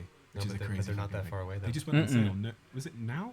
They're terrible, but they're doing it to train them in household situations. And Elon's now saying production will start very, very soon on humanoid robots in America. I don't know what...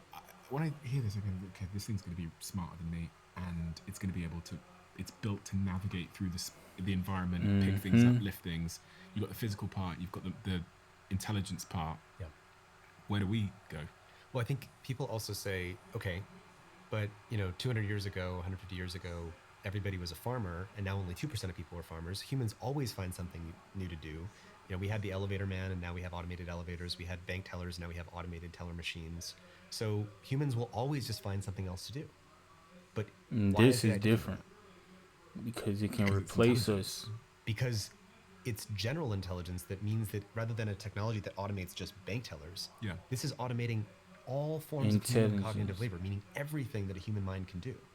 So who's going to retrain faster? You moving to that other kind of cognitive labor, or the AI that is trained on everything and can multiply itself by 100 million times, and it retraining how to do that other kind of labor?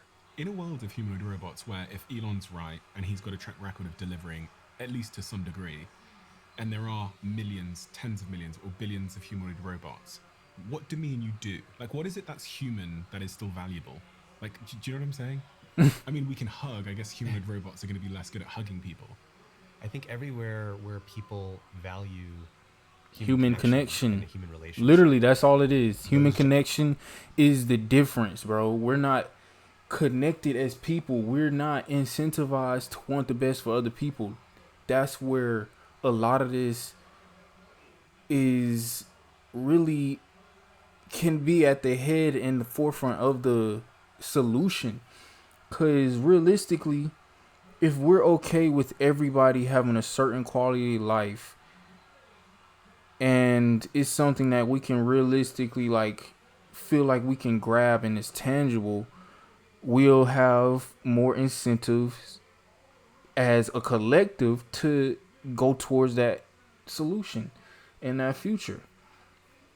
But it's so many conflicting, first of all, personalities at play that it's like some people have too much power. I mean, it's not like that. It is truly like some people simply have too much power, too much influence, and too much resources that they could ever need. Like, and if you were incentivized as a collective in this world to make sure everybody has what they need, everybody would be incentivized for you having what you need. And then everybody good. We don't have to worry about nothing. We all happy. We all good. We all got what we need and want. There's no need to be at odds with each other. But because people are pessimists and think the worst of people, of course, which is justified. Like, at what point in human history has it not been justified to think the worst of somebody? At first glance, at least. But it's hard for us to do that. And it's something you would never put on a parlay for my parlayers, my bettors, my gamblers, all people, just for y'all to be able to grasp. It's something that y'all would always bet against. It's something that traders would always short against, because it is more likely to not happen than it is to happen, because it's such an thing that's never been close to happening before. Yeah, man, he hitting the nail on the head, man. Jobs will stay because what we value in that work is the human relationship, not the performance. That's the only difference. But that's not to justify that we should just race as fast as possible to disrupt 1 billion jobs without a transition plan where how are you going to put food on the table for your family? But these companies are competing geographically again. So if, I don't know, Walmart doesn't change its whole supply chain, its warehousing, its how it's doing its factory work, its farm work, its shop floors, staff work, then they're going to have less profits and a worse business and less opportunity to grow than the company in Europe that changes all of its back-end infrastructure to robots. So they're going to be a huge corporate disadvantage. So they have to. What AI represents is the zenithification of that competitive logic. The logic of, if I don't do it, I'll lose to the other guy that will. That's true. This whole interview is just going to be them coming back to this same thing. If I don't do it, somebody will, thinking the worst of other people. That's all it simply is. That's what they believe. Is that true for sort of companies in America? Well, just as you said, if Walmart doesn't automate their workforce and their supply chains with robots, and all their competitors did, then Walmart would get obsoleted. If the military that doesn't create autonomous weapons doesn't want to because they think that's more ethical, but all the other militaries do get autonomous weapons, they're just going to lose. If the student who's using ChatGPT to do their homework for them is going to fall behind by not doing that when all their other classmates are using ChatGPT to cheat, they're going to lose. But as we're racing to automate all of this, we're landing in a world where, in the case of the students, they didn't learn anything. In the case of the military weapons, we end up in crazy Terminator-like war scenarios that no one actually wants. In the case of businesses, we end up disrupting billions of jobs and creating mass outrage and public riots in the streets because people don't have food on the table. And so, much like climate change or these kind of collective action problems with the ozone hole, we're kind of creating a badness hole through the results of all these individual competitive actions that are supercharged by AI. It's interesting because in all those examples you name, the people that are building those companies, whether it's the companies building the autonomous AI-powered war machinery, the first thing they'll say is, we currently have humans dying on the battlefield. If you let me build this autonomous drone or this autonomous robot that's going to go fight in this adversary's land, no humans are going to die anymore. And I think this is a broader point about how this technology is framed, which is, I can guarantee you at least one positive outcome. So, and you can't guarantee me the downside. You can't. But if that war escalates into, I mean, the reason that the Soviet Union and the United States have never directly fought each other is because the belief is it would escalate into World War III and nuclear escalation. If China and the US were ever to be in direct conflict, there's a concern that you would escalate into nuclear escalation. So it looks good in the short term, but then what happens when it cybernetically sort of everything gets chain reactioned into everybody escalating in ways that causes many more humans to die? I think what I'm saying is the downside appears to be philosophical, whereas the upside appears to be real and measurable and tangible right now. But how is it if the automated weapon gets fired and it leads to, again, a cascade of all these other automated responses, and then those automated responses get these other automated responses and these other automated responses, and then suddenly the automated war planners start moving the troops around, and suddenly you've created this sort of escalatory loss of control spiral. Yeah. And then humans will be involved in that. And then if that escalates, you get nuclear weapons pointed at each other. Do you see what this again is a sort of a more philosophical domino effect argument, whereas when they're building these technologies, these drones, they're with AI in them, they're saying, look, from day one, we won't have American lives lost.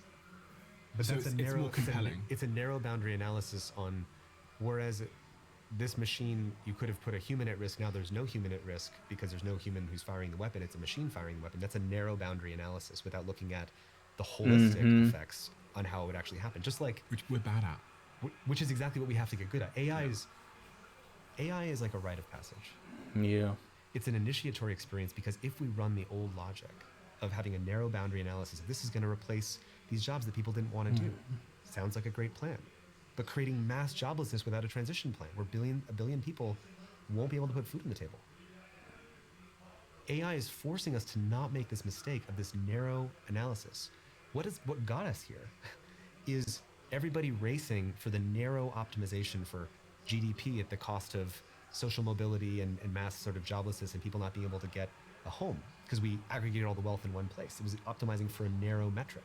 What got us to the social media problems was everybody optimizing for a narrow metric of eyeballs at the expense of democracy and kids' mental health and addiction and loneliness and no one knowing it, being able to know anything. And so AI is inviting us to step out of the previous narrow blind spots that we have come with and the previous competitive logic that has been narrowly defined that you can't keep running when it's supercharged by AI. So you could say, I mean, this is an optimistic take, is AI is inviting us to be the wisest version of ourselves. And there's no definition of wisdom in literally any wisdom tradition that does not involve some kind of restraint. Like, think about all the wisdom traditions. Do any of them say, go as fast as possible and think as narrowly as possible?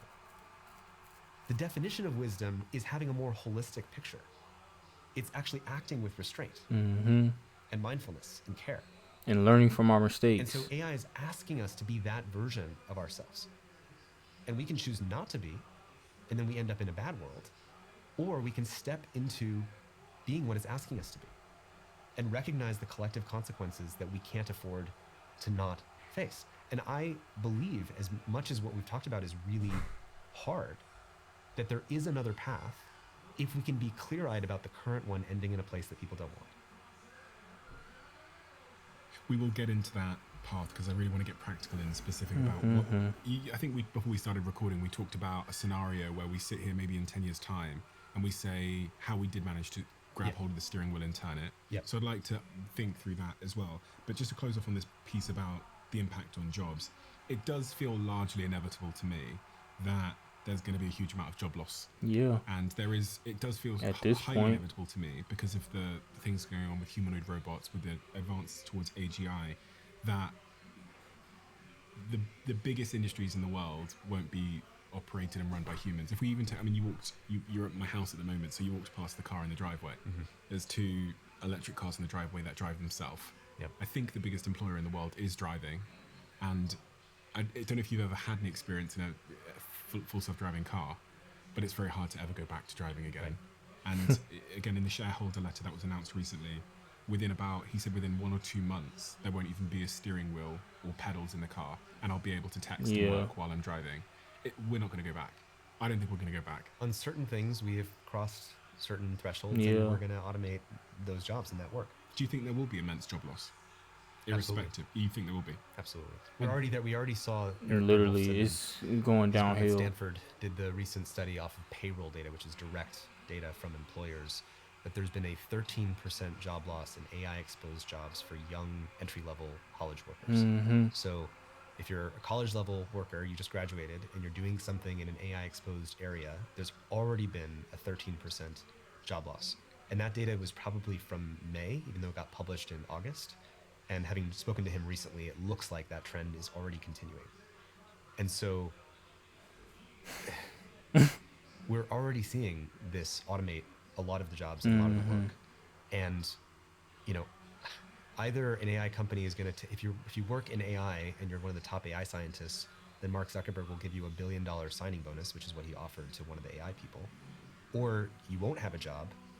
That wasn't quite right. Didn't say that the way that I wanted to. I was just trying to make the point that. No, I get the point. Yeah. I can understand how he, cause he's passionate about this, bro.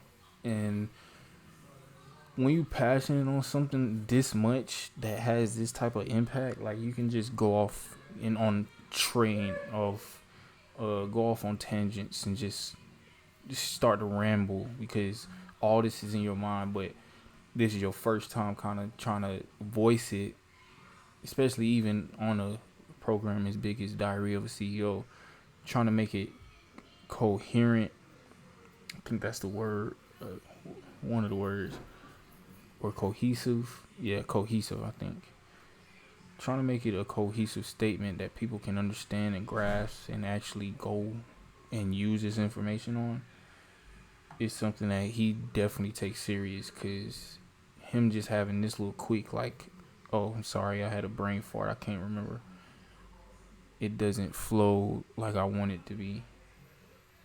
Like I want it to. Just because it's so much on my mind about it that I need to say this because this question got me here. So I can understand his pain. I just want to say that for a moment. My goal here was not to fearmonger. Just admiring how catastrophic the problem is, because I just know how easy it is to fall into that trap. And what I really care about is people trying to do some solutions, not feeling good about the current path, so right, that we're maximally motivated to choose a different one. Yeah. Obviously, there's a bunch of AI. Some cats are out of the bag, but the lions and super lions that are yet to come have not yet been released, and there is always choice from where you are to which future you want to go to from there. Mm-hmm. There are a few sports. All right. I think that's a perfect stopping point right now. Whew. Because this is a lot. This is one of his longer episodes and podcast episodes that definitely needs a breakdown of the entirety of it. So try to chop this up, put my put my videos out, and I don't know, man, just get the word out, because this shit is getting crazy for real, bro.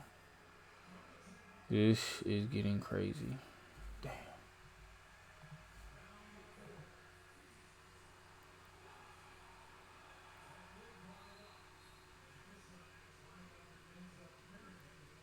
Did I have TikTok on here? Did I just have virtual? I had some virtual way. I mean, not vertical. Yeah, they're gone. I gotta re-download them or something like that. But yeah, damn, that would have been perfect for me to be able to snip it. Damn, it would have already been set. It's straight. This one's important enough. But I appreciate y'all tuning into the stream, man, for those who dropped in and everything. And I just hope this can be a conversation that's being had a lot more. Because I definitely so conflicted on this, and something that I understand I can do my part on. So try to disseminate all this information to y'all, and hopefully, stir up some conversation. But other than that, man, December 8th, recording again, streaming again, and getting my YouTube back on par, man. Other than that, man, y'all be easy.